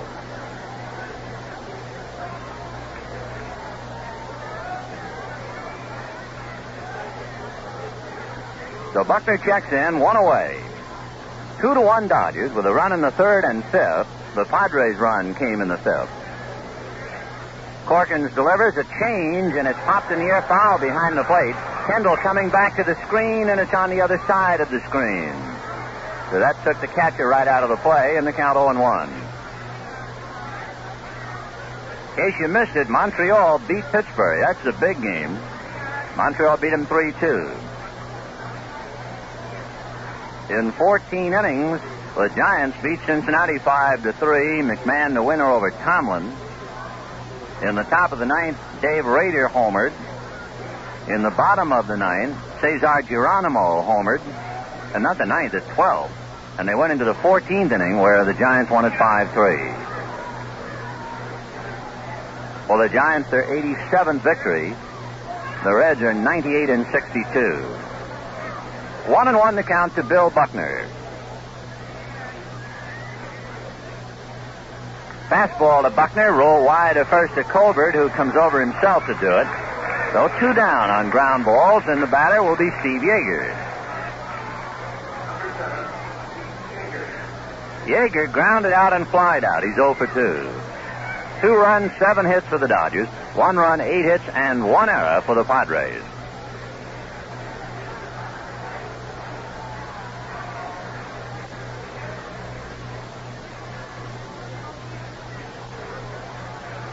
The pitch to Yeager is outside, ball 1. When San Diego hits in the bottom of the 6th, they have Dave Hilton and Mike Corkins, a good hitting pitcher. He's already 1 for 2. And Dwayne Anderson finishing up at shortstop for the injured Rich Morales. Now the 1-0 pitch on the way. Yeager fouls it away off to the right into the lower deck. 1-1.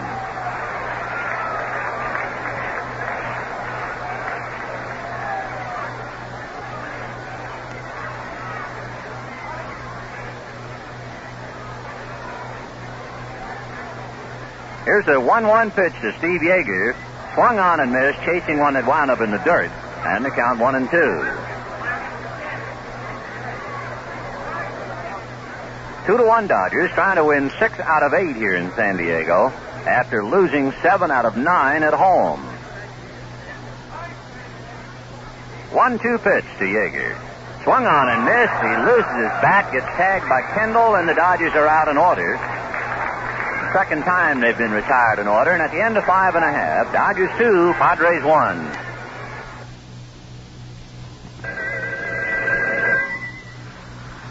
Heroin hotline. I've had it. I've really had it. Tonight, 3 of them jumped us. Got my purse.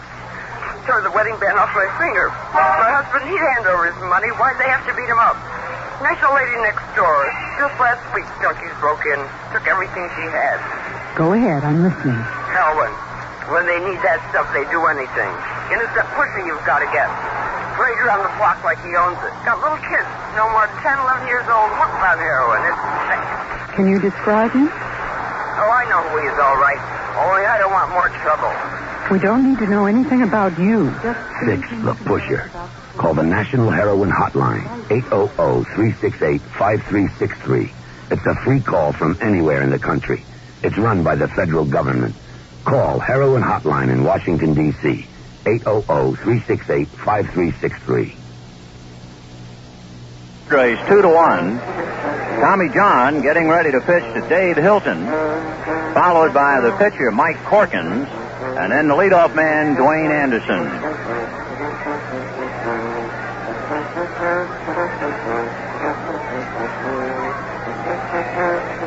Dave Hilton flied to right and singled to center. He's 1 for 2. Right-hand batter. Tommy John has been in constant trouble. He has not been able to retire the side in order. He hadn't really come close. So we'll see how he goes in the 6th inning. He's dodged a few arrows, and he's allowed 8 hits but only 1 run. Tommy ready, and the pitch to Hilton. He fakes a bunt, takes inside. Ball 1. He had Royster on the move. 1-0. Mike Corkins in the on-deck circle. Good hitter. Now the 1-0 pitch to Hilton. Fastball hit foul off first base, out of play. 1-1. Good friend of ours is recuperating. I guess he still makes his home in Paramount. Roger Craig. Roger was operated on, I think it was yesterday, herniated disc, and apparently coming along very well. The pitch high. Ball 2, 2-1.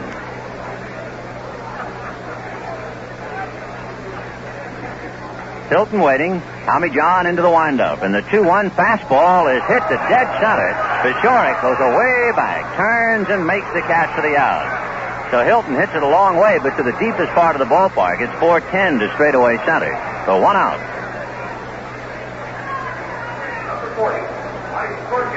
Mike Corkins, 1 for 2 coming up. Say if it's the easternmost in quality and the westernmost in flavor, you know it has to be from Farmer John.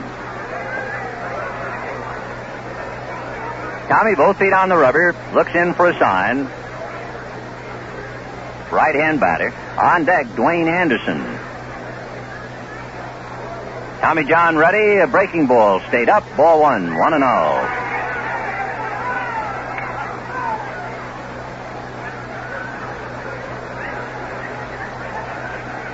Now the 1-0 pitch swung on late and missed, and the count 1-1.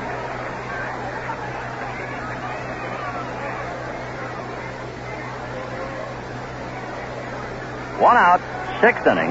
Dodgers 2, Padres 1.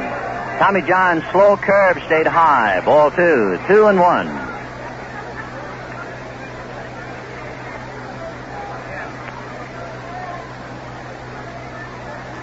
Tommy into the windup, comes back to the plate, fastball, but that runs away outside.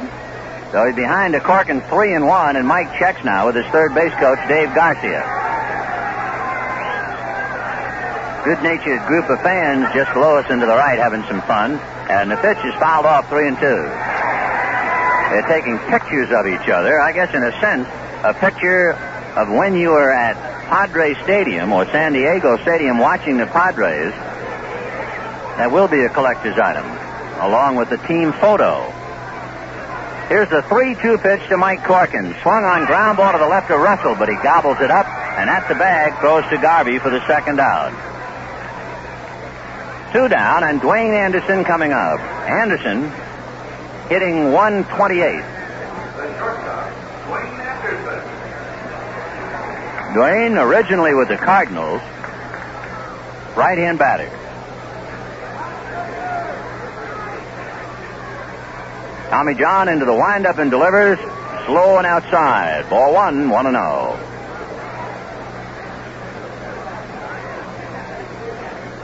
Now the 1-0 pitch on the way. Fastball low and inside. Ball 2. Tommy trying to retire the side. He's got a leg up on it now. He got Hilton and Corkins.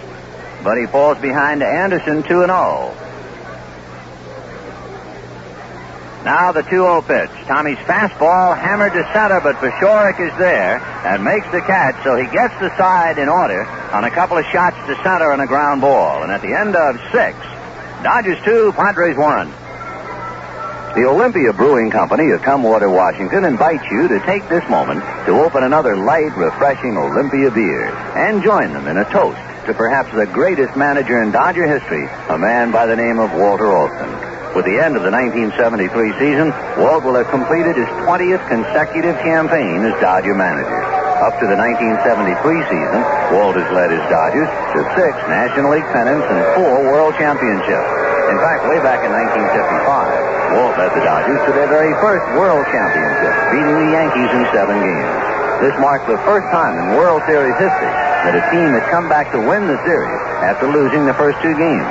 And just to prove it wasn't luck, Walt repeated this amazing feat in the 1965 series with the Minnesota Twins. So let's raise our glasses of Ole, salute the great Dodger manager, Walter Olson. And while we're at it, let's have another Ole to toast Ole beer itself. It's the water and a lot more.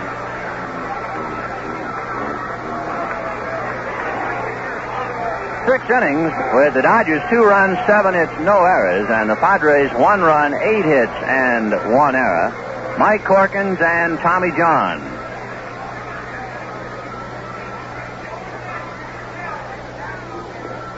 Corkins has concluded his warm-up, so let's go to the 7th. And for more play, here's Jerry. All right, Vinny, Russell, Royster, John coming on here in the 7th. Russell has gone 0 for 2, Royster 0 for 2, and John is 0 for 2.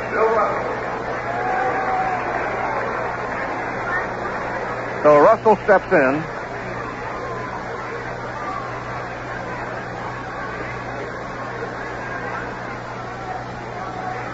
All right, Bill waits.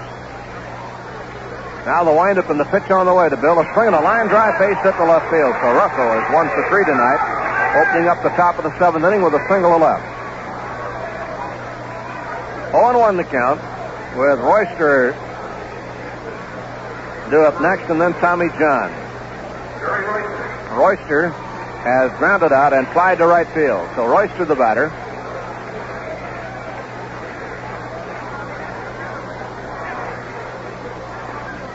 Charlie Huff throwing again in the Dodger bullpen.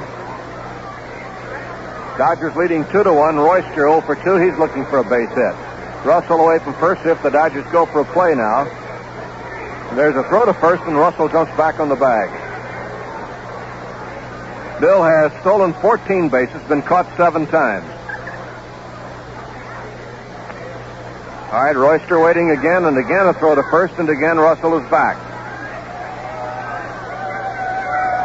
So in the 7th inning, Russell opens up with a base hit. Corkins and John in quite a duel here tonight.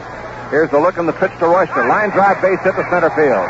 So Russell goes into second base and holds there, and the Dodgers open up the 7th with back-to-back singles. And the batter will be Tommy John. So John coming on will... Well, he hasn't come out yet, but Tommy, if he comes up there, will be asked to bunt, no doubt. Huff throwing in the bullpen. We'll see if they're going to go for a hitter for Tommy now. He has not come out as yet. Charlie Huff working in the bullpen, and Willie Davis is going to come up and bat for him. So the Dodgers apparently are not going to go for the bunt. They're going to send Willie up there and bat for Tommy John here in the 7th inning and try to put a little more room on the scoreboard here for Tommy. So Davis will be the batter. Willie D. Willie, as a butter, has sacrificed only one time. He has 7 sacrifice flies. So Willie Davis at bat, and apparently the Dodgers will not go for the bunt. We'll see if they do ask Willie to bunt. Third baseman Roberts is up on the edge of the grass, but that's because of the left-hand batter up. And Willie takes high inside ball 1. He was not around as if to bunt. As Russell and Royster open up with base hits, we have action down in the bullpen now for San Diego.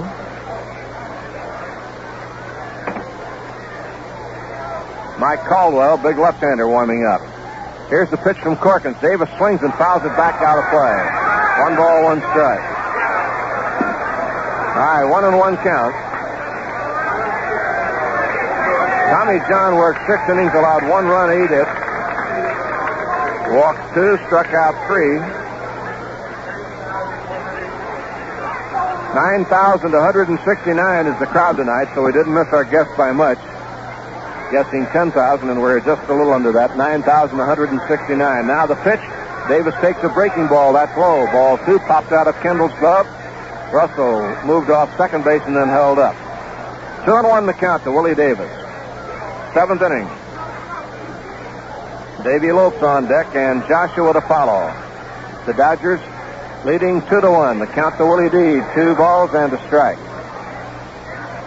Here again is the look, to check in the pitch on the way. Davis fouls this one back upstairs, coming right to our booth.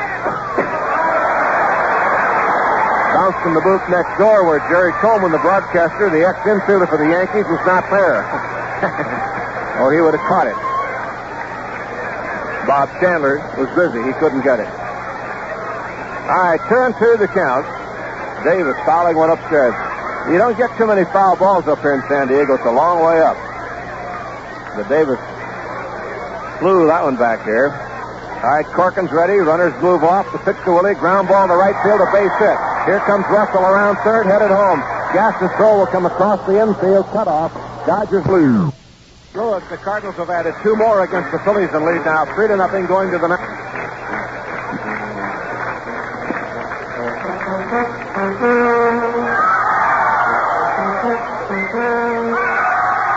Roberts swings on a knuckleball. Strike 1. A little charge music down in the bullpen is Eddie Solomon for the Dodgers. Charge music down below. Huff working here in the 7th. Now the look and the pitch. Knuckler foul off first base, out of play. Strike 2.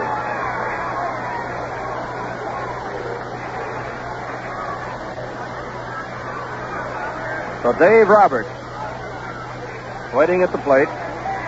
He's chopped that ball down in the dirt pretty well tonight to get 3 hits.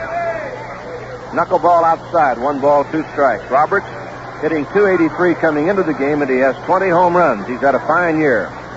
63 RBIs, and rapidly improving in his play at third base. Now the 1-2 pitch. Knuckler high. Ball 2, 2-2. It's possible that eventually Roberts will wind up playing first base. He is several years younger than Colbert, and if the Padres were to deal away Colbert, then Roberts might be the candidate to play first base. He's tall, rangy. All right, a 2-2 count as Huff gets set again. The look and the pitch. Knuckler is swung on and fouled away, and the count stays 2-2. That bounced off Yeager's chest protector. 2 balls, 2 strikes. Nobody out. 1 on here in the bottom of the 7th inning.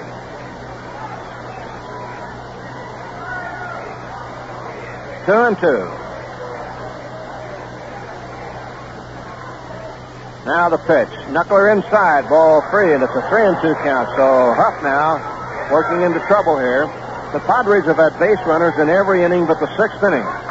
Tommy John got him out in order in the 6th inning, and that was all. They came out of the game for a hitter. In the 7th inning, it was Davis single to drive in the run. Runner bluffs going, pitch swung on, nub foul at the plate. Roberts chopping down on that one again and fouled it away. So the count stays 3-2. 3 balls, 2 strikes.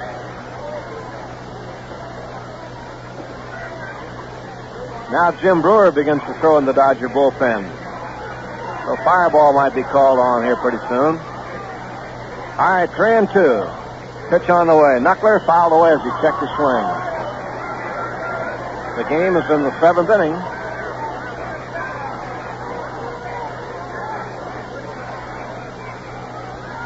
Three balls and 2 strikes with nobody out.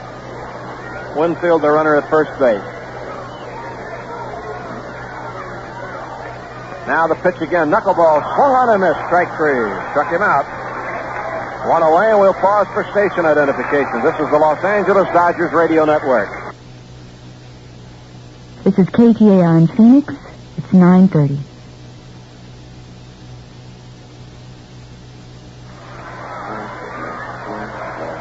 Here's Nate Colbert at bat. He has been hit by a pitch, walked and singled, so he's 1 for 1 tonight. Colbert waiting at the plate. Knuckleball swung on and missed. Strike 1. Colbert has 22 home runs and 79 runs batted in. All right, it is strike 1. Now the pitch. Outside for ball. 1 ball, 1 strike to Colbert.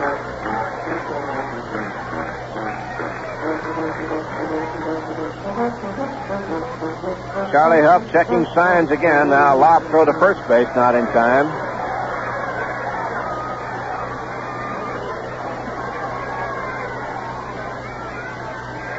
It's 1-1. It's Huff. Ready, delivers. Knuckler, fly ball to left center field. Pachorik on the run. A long way to go. Makes a fine running catch for the out. Pachorik racing into left center field to haul that one down. Ball was not hit too far, but it looked like it was going to go up the gap. And over went Pachorik to make the play. Now Gaston will be the hitter. He has lined into double play, struck out, and grounded into a force play. So Gaston stepping up here in the 7th inning. We have 2 outs. Cito Gaston, the batter. On at first base, Dave Winfield opened up the inning with a single down the left field line. Huff's Knuckler is high. Ball 1. 1 ball and no strikes.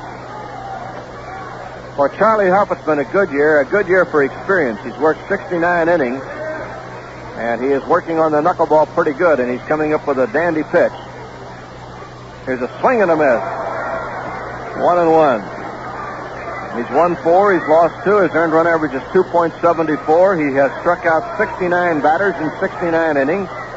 Walked 45, so that's the one department he wants to reduce, the number of walks. Knuckler dropped by Yeager, but no advance. It was high ball, 2-2-1. 2 balls and a strike with 2 outs.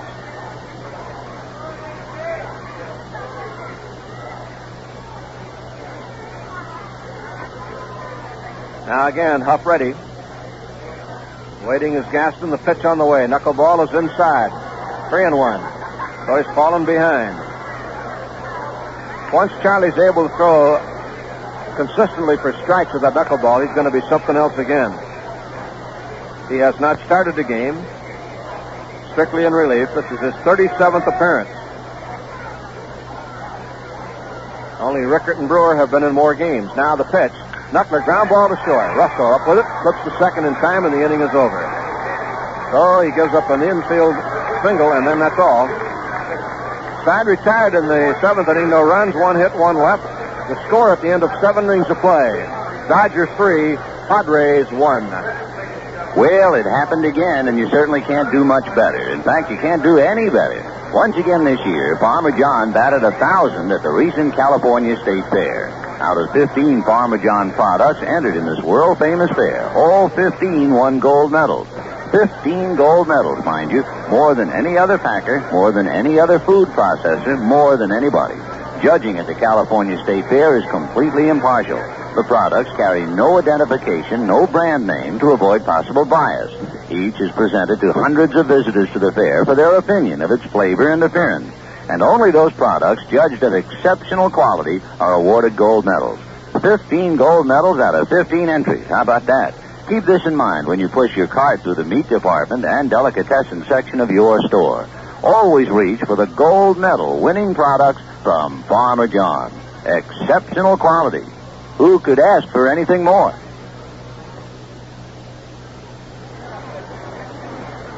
Okay, let's go along into the 8th inning of the ball game. Here's the final score, and the Cardinals beat Philadelphia 3-0. And a two-hitter by the Cardinal pitchers. Thompson with Segui getting the win.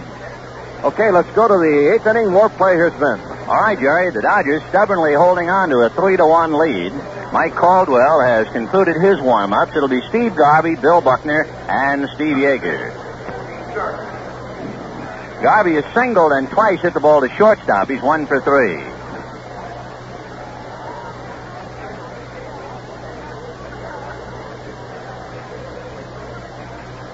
Caldwell into the windup and delivers, and the first pitch is lifted to right field. Clarence Gaston comes up a few strides, and one hands it casually, one away.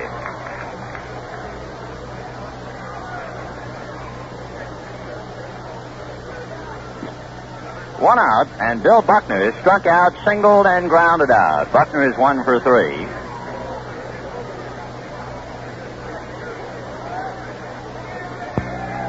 So Buckner at the plate, Yeager to follow. 3-1 Dodgers in the 8th inning. Caldwell's fastball, a trifle high, ball 1. The Dodgers 3 runs, 10 hits, and no errors. And the Padres 1 run. It came in the 5th inning, 9 hits, and 1 error.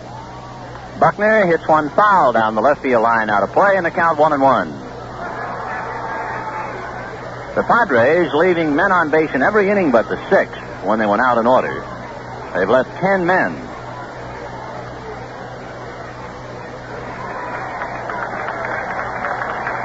The ball retrieved in the stands, much to the delight of the crowd of over 9,000.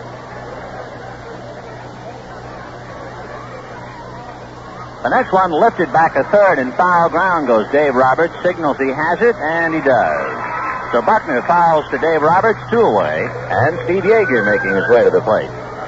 9,169, and a highly enthusiastic crowd. There's nothing about a wake here tonight, although tomorrow night it might be a little different. But tonight, the crowd in fine spirits. Caldwell's first pitch is nubbed back to the box, up along third. In fact, the ball never did get out there, and Caldwell can't make a play. The ball hit the spongy grass and never kept going. It just died, so it's an infield single for Steve Yeager. And the batter is Bill Russell. That's 11 hits for the Dodgers. So everybody in the starting lineup has one. Willie Davis has a pinch hit. And Davy Lopes and Von Joshua 2 hits apiece. So 3 runs, 11 hits for the Dodgers. 1 run, 9 hits for the Padres. Russell swings, doesn't get it, and the count 0-1.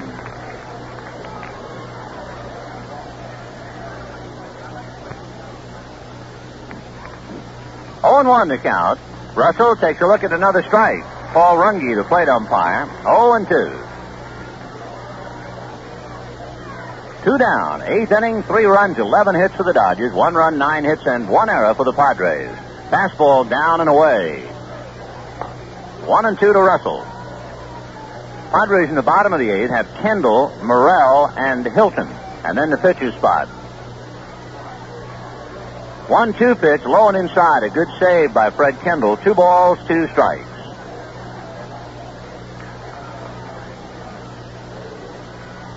Jerry Royster on deck. Russell hitting .264. Caldwell ready. The 2-2 pitch is hit to center. Morrell going back on the ball, turns and makes the catch for the out. So the Dodgers lead Yeager, and at the end of 7.5. Dodgers 3, Padres 1. Would you rip off a friend? Probably not, but that's what people do every time they shoplift. They're not only stealing from stores, they're stealing from their own friends, their family, and everyone else they know. Because every time a store owner suffers a loss from shoplifters, who do you think winds up paying for it? Not the owner, certainly. He can't stay in business by losing money. It's customers who ultimately make up shoplifting losses by paying higher prices, and that isn't fair to the rest of us. People who think they're ripping off the establishment aren't ripping off the establishment at all. They're ripping off every friend, every customer, every person they know who shops at that store. And they're even ripping themselves off by taking that big chance of being busted and convicted of shoplifting. No ifs, ands, or buts. Shoplifting is stealing. And since shoplifters cause higher prices, shoplifters take everybody's money. This message brought to you by this station and others who are concerned. Bottom of the 8th inning, 3-1 in favor of the Dodgers. 3 runs, 11 hits. 1 run, 9 hits, and 1 error for the Padres. Charlie Huff serving up some knuckleballs to Steve Yeager. And it'll be Fred Kendall, Ivan Morrell, and Dave Hilton in that order. The Dodgers with Charlie Huff and Steve Yeager. An infield of Steve Garvey, Davey Lopes, Bill Russell, and Jerry Royster. And an outfield of Von Joshua, Tom Fishorik, and Bill Buckner. Way out in center field, a sign, actually a sheet, draped over the balcony that says 93 and 66, the Dodger record. It says 93-66 and proud of it. Dodgers, we love you. There's also another banner that says good luck Padres, and one other that says keep the Padres in San Diego. The pitch inside, ball 1, 1-0. Kendall singled twice and lined out to center, so he came within an ace of being 3 for 3. Huff's knuckleball is instead a fastball this time for a strike, and the count 1-1.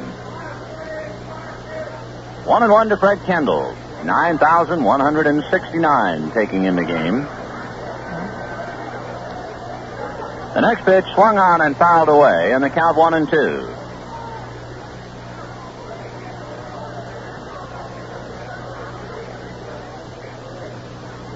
One and two. Ivan Morrell on deck. Now Charlie into the windup, and the 1-2 pitch. Knuckler popped in the air. Davey Lopes on the rim, waiting for it to come down, and puts it away. So Kendall knuckles one up to Davey Lopes, 1 down. Ivan Morrell twice hit into fourth place and struck out. The center fielder is 0 for 3.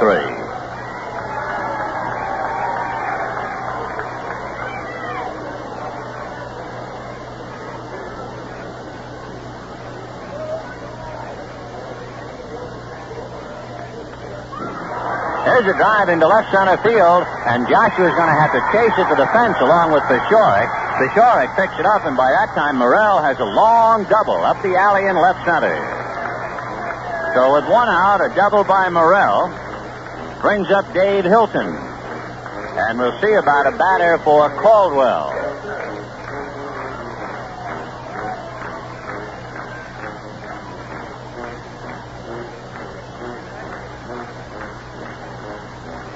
Down in the bullpen, Gary Ross begins to throw, a right-hander. LeRon Lee comes out on deck to bat for Caldwell, and a knuckleball is a strike, and the count 0-1.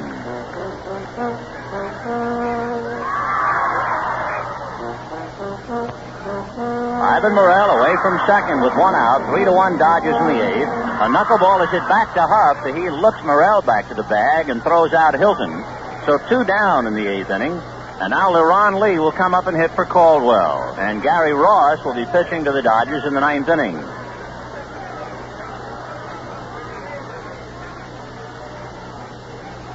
So LeRon Lee, left-hand hitting outfielder at the plate.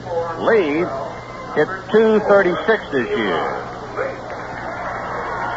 So LeRon Lee coming up.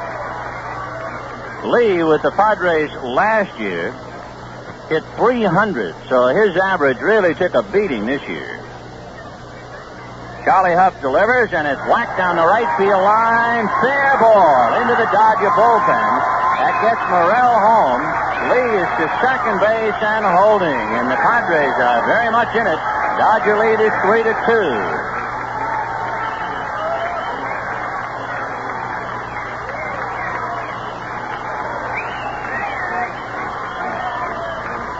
So Charlie Huff gives up his third hit and his second double here in the 8th inning. So the Dodger lead 3-2. The tying run is at second base. And we're going to have a pinch hitter for Dwayne Anderson. And that'll be Gene Locklear. So Locklear, traded from Cincinnati in the Freddie Norman deal, left-hand hitting outfielder, will be coming up with a chance to get San Diego even.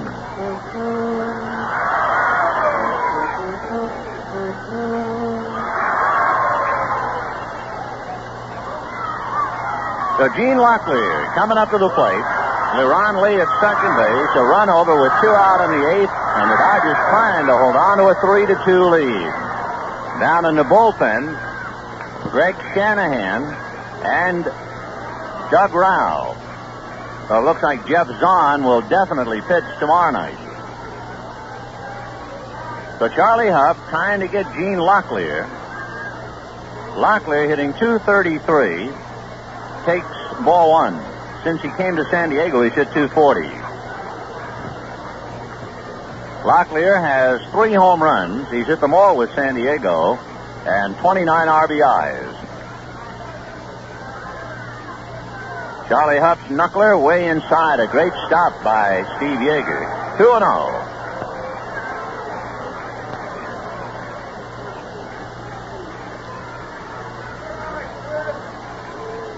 We're in the bottom of the 8th. Dodgers 3, Padres 2, LeRon Lee, the tying run at second base. Here's the 2-0 pitch to Locklear. Ball 3. On deck is the big left fielder, Dave Winfield. So 3-0 to the pinch hitter after pinch hitter Lee chased home Ivan Morrell. Huff at the belt. And the 3-0 pitch to Locklear in for a strike, 3-1.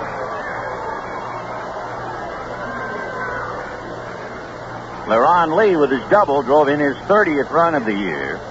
But it's been a bad year for the outfielder. 300 last year and 236 this year. Here's Locklear waiting at the plate. Left-hand batter. 3-1 pitch. Fastball. Swung on and missed, strike 2. So a full count to Gene Locklear with 2 down. A run over in the 8th. 3-2 Dodgers. Padres have left at least 1 man in every inning but the 6th. They've left 10. Huff reading Yeager. Now Charlie ready. And the 3-2 pitch is lifted to left field down the line, slicing away from Joshua, but he goes into foul ground to make the catch. 1 run, 2 hits. The Padres lead their 11th man, and at the end of 8, Dodgers 3, Padres 2. Dodger great right fielder Carl Furillo had one of the great throwing arms of any man who ever played the game. In fact, somebody once said of Carl Furillo that his arm was so good he could throw a lamb chop past a hungry wolf.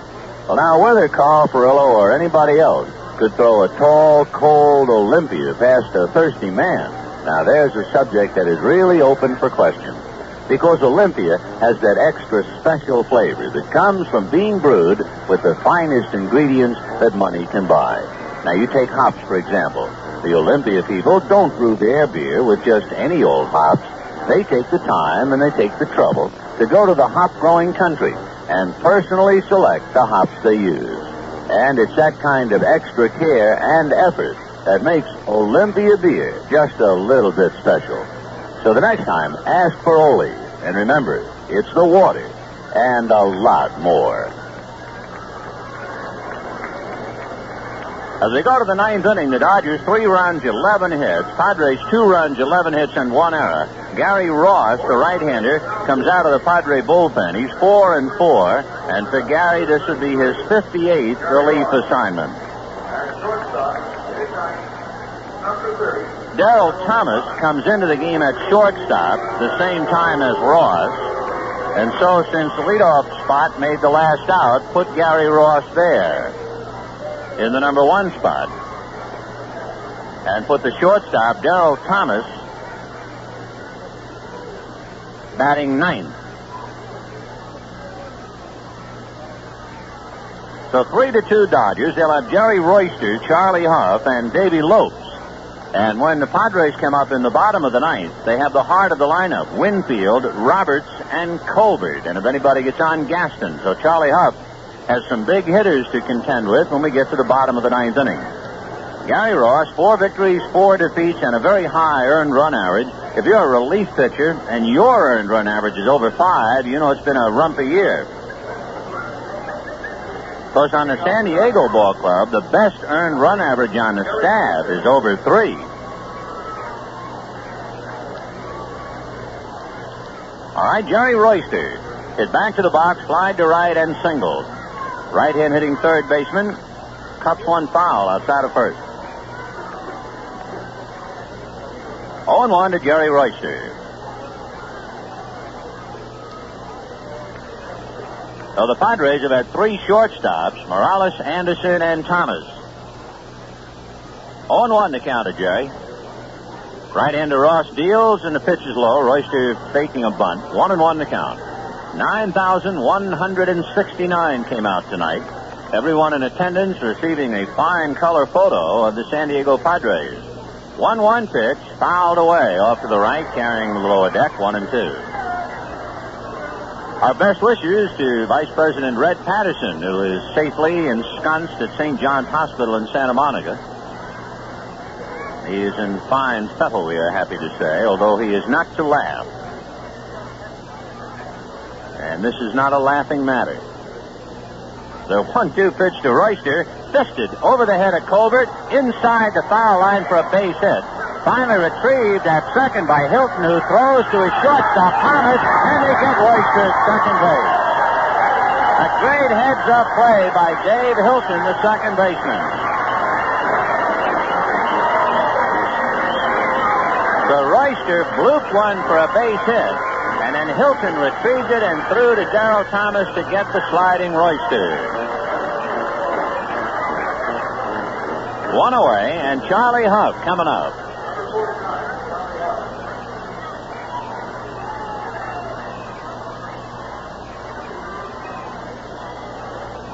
Charlie Huff waiting. Gary Ross ready and delivers, and that's hit foul down the line and well back into the stands. 0-1. 3 runs on a dozen hits for the Dodgers. They had 10 hits off starter Mike Corkins. Here's the strike 1 pitch to Huff. Fastball over, strike 2. 1 away in the 9th. Gary Ross from McKeesport, Pennsylvania. Right-hander strike 2 pitch inside, ball 1. Good size for a pitcher, 6'1", 190. Gary working from the first base side of the rubber, and the 1-2 pitch on the way is a ground ball to the hole and through into right field. Base hit. So Charlie Huff punches one into right field. For Charlie, his 3rd hit of the year. Dodgers now with 2 hits in the inning, but they only have a runner at first. 13 hits in the game for the Dodgers. And the batter will be Davy Lopes. Davy is 2 for 4. And on deck, Von Joshua. 3 runs, 13 hits, no errors for the Dodgers. 2 runs, 11 hits, and 1 error for the Padres.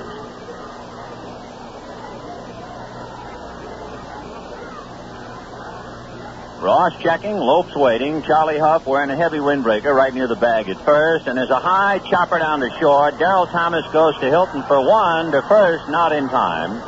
So they get Charlie Huff off the base paths on the force play. 2 down, and Von Joshua will be the batter. Davy Lopes tried to steal in the first inning, but Fred Kendall called for a pitch out and nailed him easily. So we'll see if Davy is entertaining any ideas of trying to steal second with 2 out in the 9th. Lopes has stolen 35. He's been caught 16 times. And Von Joshua with a single and a home run at the plate. Lopes off the bag. Ross has a look over there. Now the pitch to Joshua high, ball 1. 1-0. 3-2 Dodgers, trying to win their 94th game.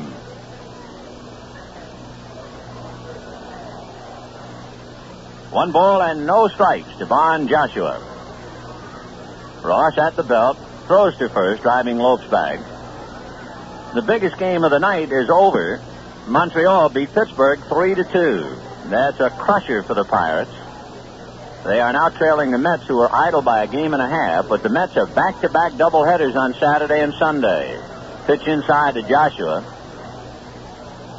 If the Pirates by Sunday night are still barely alive, the Padres will have to fly to Pittsburgh sometime Sunday. They have no idea when. And then play an afternoon game with the Bucks Monday, if that's necessary. The Pirates technically have left Saturday and Sunday afternoon, and the Mets have two doubleheaders in Chicago Saturday and Sunday. But the Mets now certainly see some daylight at the end of the tunnel. They lead by a game and a half with perhaps just 2 days to go. But that's some race. 2-0, the count to Von Joshua. There goes Lopes, and Joshua fouls it away. Off to the left out of play, 2-1.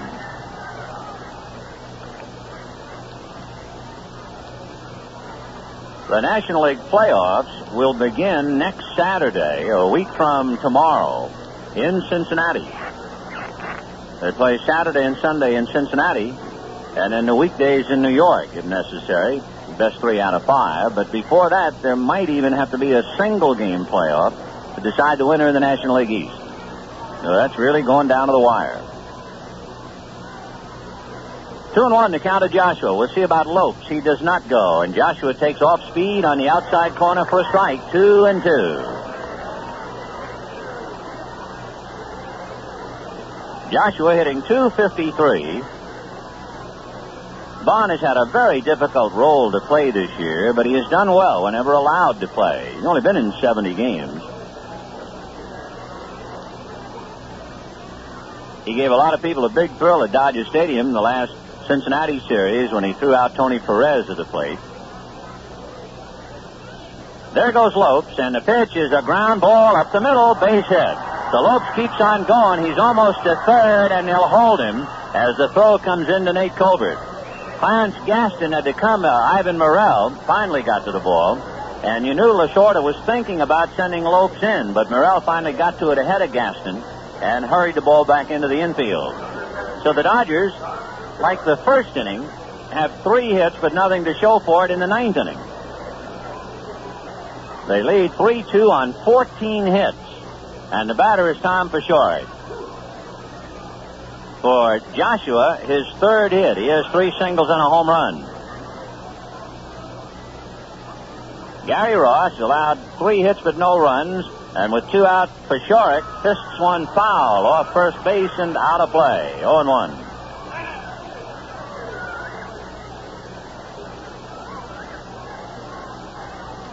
Frank Snook begins to throw in the San Diego bullpen in case Ross can't get that last out. 3 runs, 14 hits for the Dodgers. 2 runs, 11 hits, and an error for the Padres. The Dodgers have 14 hits, 13 singles, and a home run.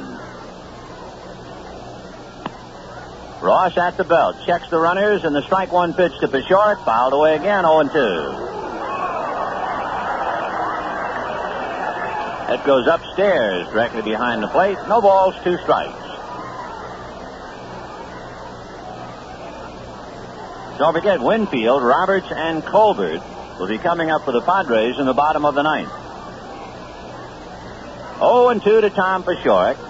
Joshua at first, Lopes at third. There goes Joshua. The pitch outside. Kendall a look, then throws to second, and there's no play. So Von Joshua steals second. For Vaughn, he has stolen 7 out of 9 this year. The one thing that Kendall had to do was look at Lopes, because if he had just taken the pitch and thrown to second, Lopes might have been able to come home. But the look kept him frozen, and then the throw was late to second. 1-2 pitch to Paciorek, inside, ball 2. So the Dodgers have 3 hits and a stolen base, but still don't have a run here in the 9th. Although they are trying to hold on to a 3-2 lead. Ross, the third San Diego pitcher. Corkins and Caldwell preceded him. Right-hander's pitch to the plate is a bouncer up along third, foul. Knocked down by Dave Roberts. So they'll try it again, 2-2.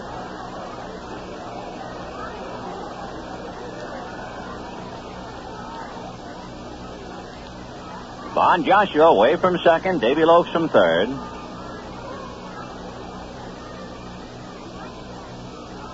Ross to the windup, and the 2-2 pitch. Fastball lifted foul off first. Colbert coming over, but it's back in the stands, out of play. So it's still 2-2.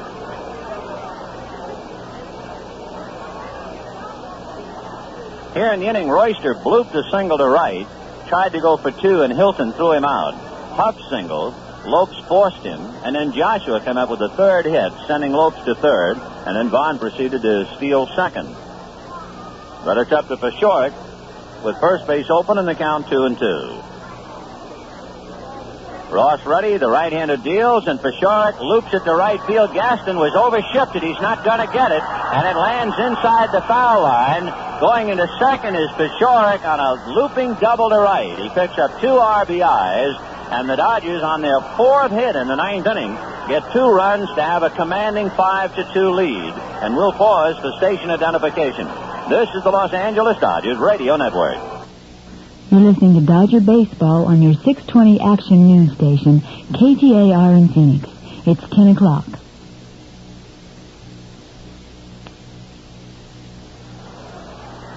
So Tom Pashorek with a bloop double to right drives in 2. And the batter is Garvey, who is 1 hit in 4 at-bats.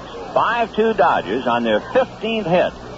Garvey hits it foul off first base. That goes upstairs and then trickles back down below. And the count 0-1. Well, it's a lot of base hits for 5 runs. 15 hits, 13 singles, a double, and a home run. 4 hits in the 9th inning alone. Pashorek at second base, and the pitch to Garvey low. Tommy picking up those 2 RBIs. Now has 15 for the year. 1-1 to count to Garvey. Bill Buckner on deck. That takes some pressure off Charlie Huff now. He has a 3-run lead. The 1-1 pitch to Garvey swung on late. I think he was trying to go to right field, and the count 1-2.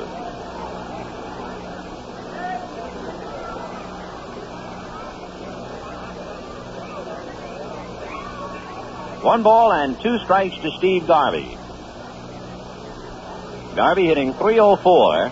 Ross delivers, swung on, and foul-tipped and held by Kendall, and down goes Garvey. But the Dodgers get 2 runs, 4 hits, leave 1, and at the end of 8.5 innings, Dodgers 5, Padres 2.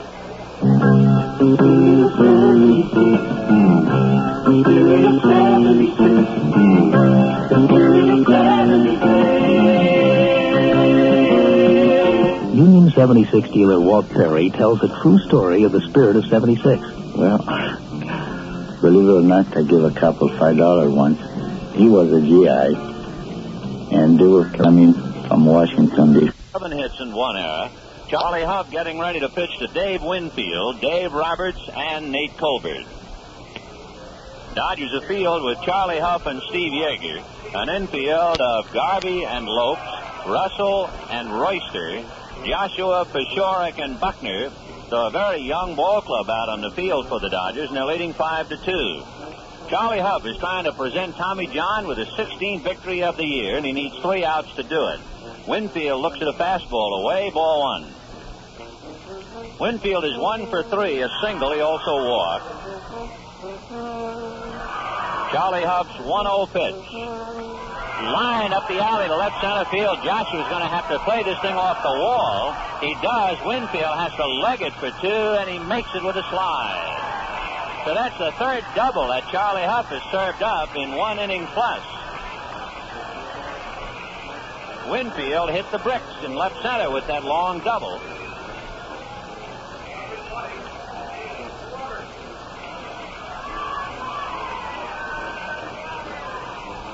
So Huff has given up 3 doubles and a single for 1 run.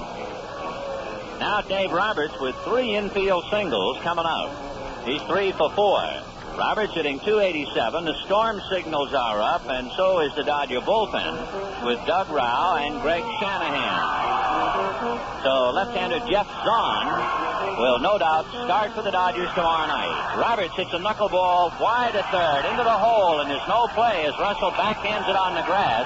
That's the 4th hit for Dave Roberts. He's 4 for 5. He's not been able to reach the outfield, but he's found holes. So 2 on with nobody out, and the batter is Nate Colbert.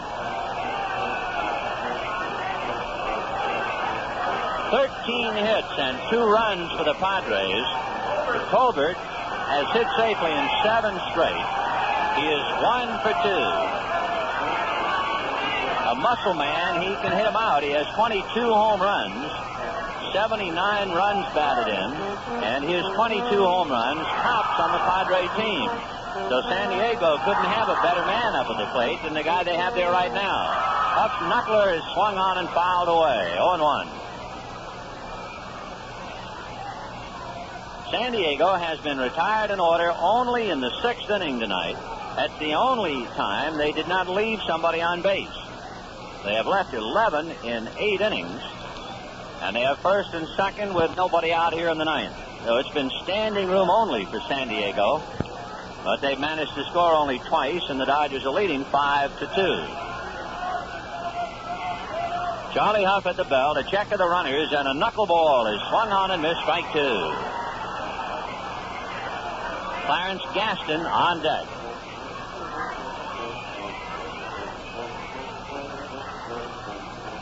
Colbert waiting, Huff at the belt. Strike 2 pitch on the way. Knuckleball, a half swing to Huff. He goes to Lopes for 1. He goes to Garvey, double play.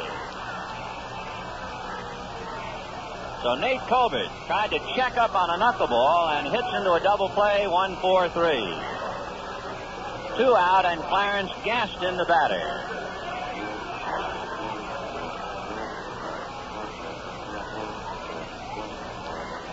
Clarence Gaston hit into a double play, struck out, and twice hit into force plays. He's 0 for 4. He swings at a knuckler and comes up empty, 0-1. Dodgers trying to make it 6 out of 8 here in San Diego after the Padres won 7 out of 9 at Dodger Stadium. Huff comes back to Gaston. Knuckleball hit wide at third. Royster is up with it. Throws to Garvey in time, and Charlie Huff has held on to it and given it to Tommy John, who has won his 16th.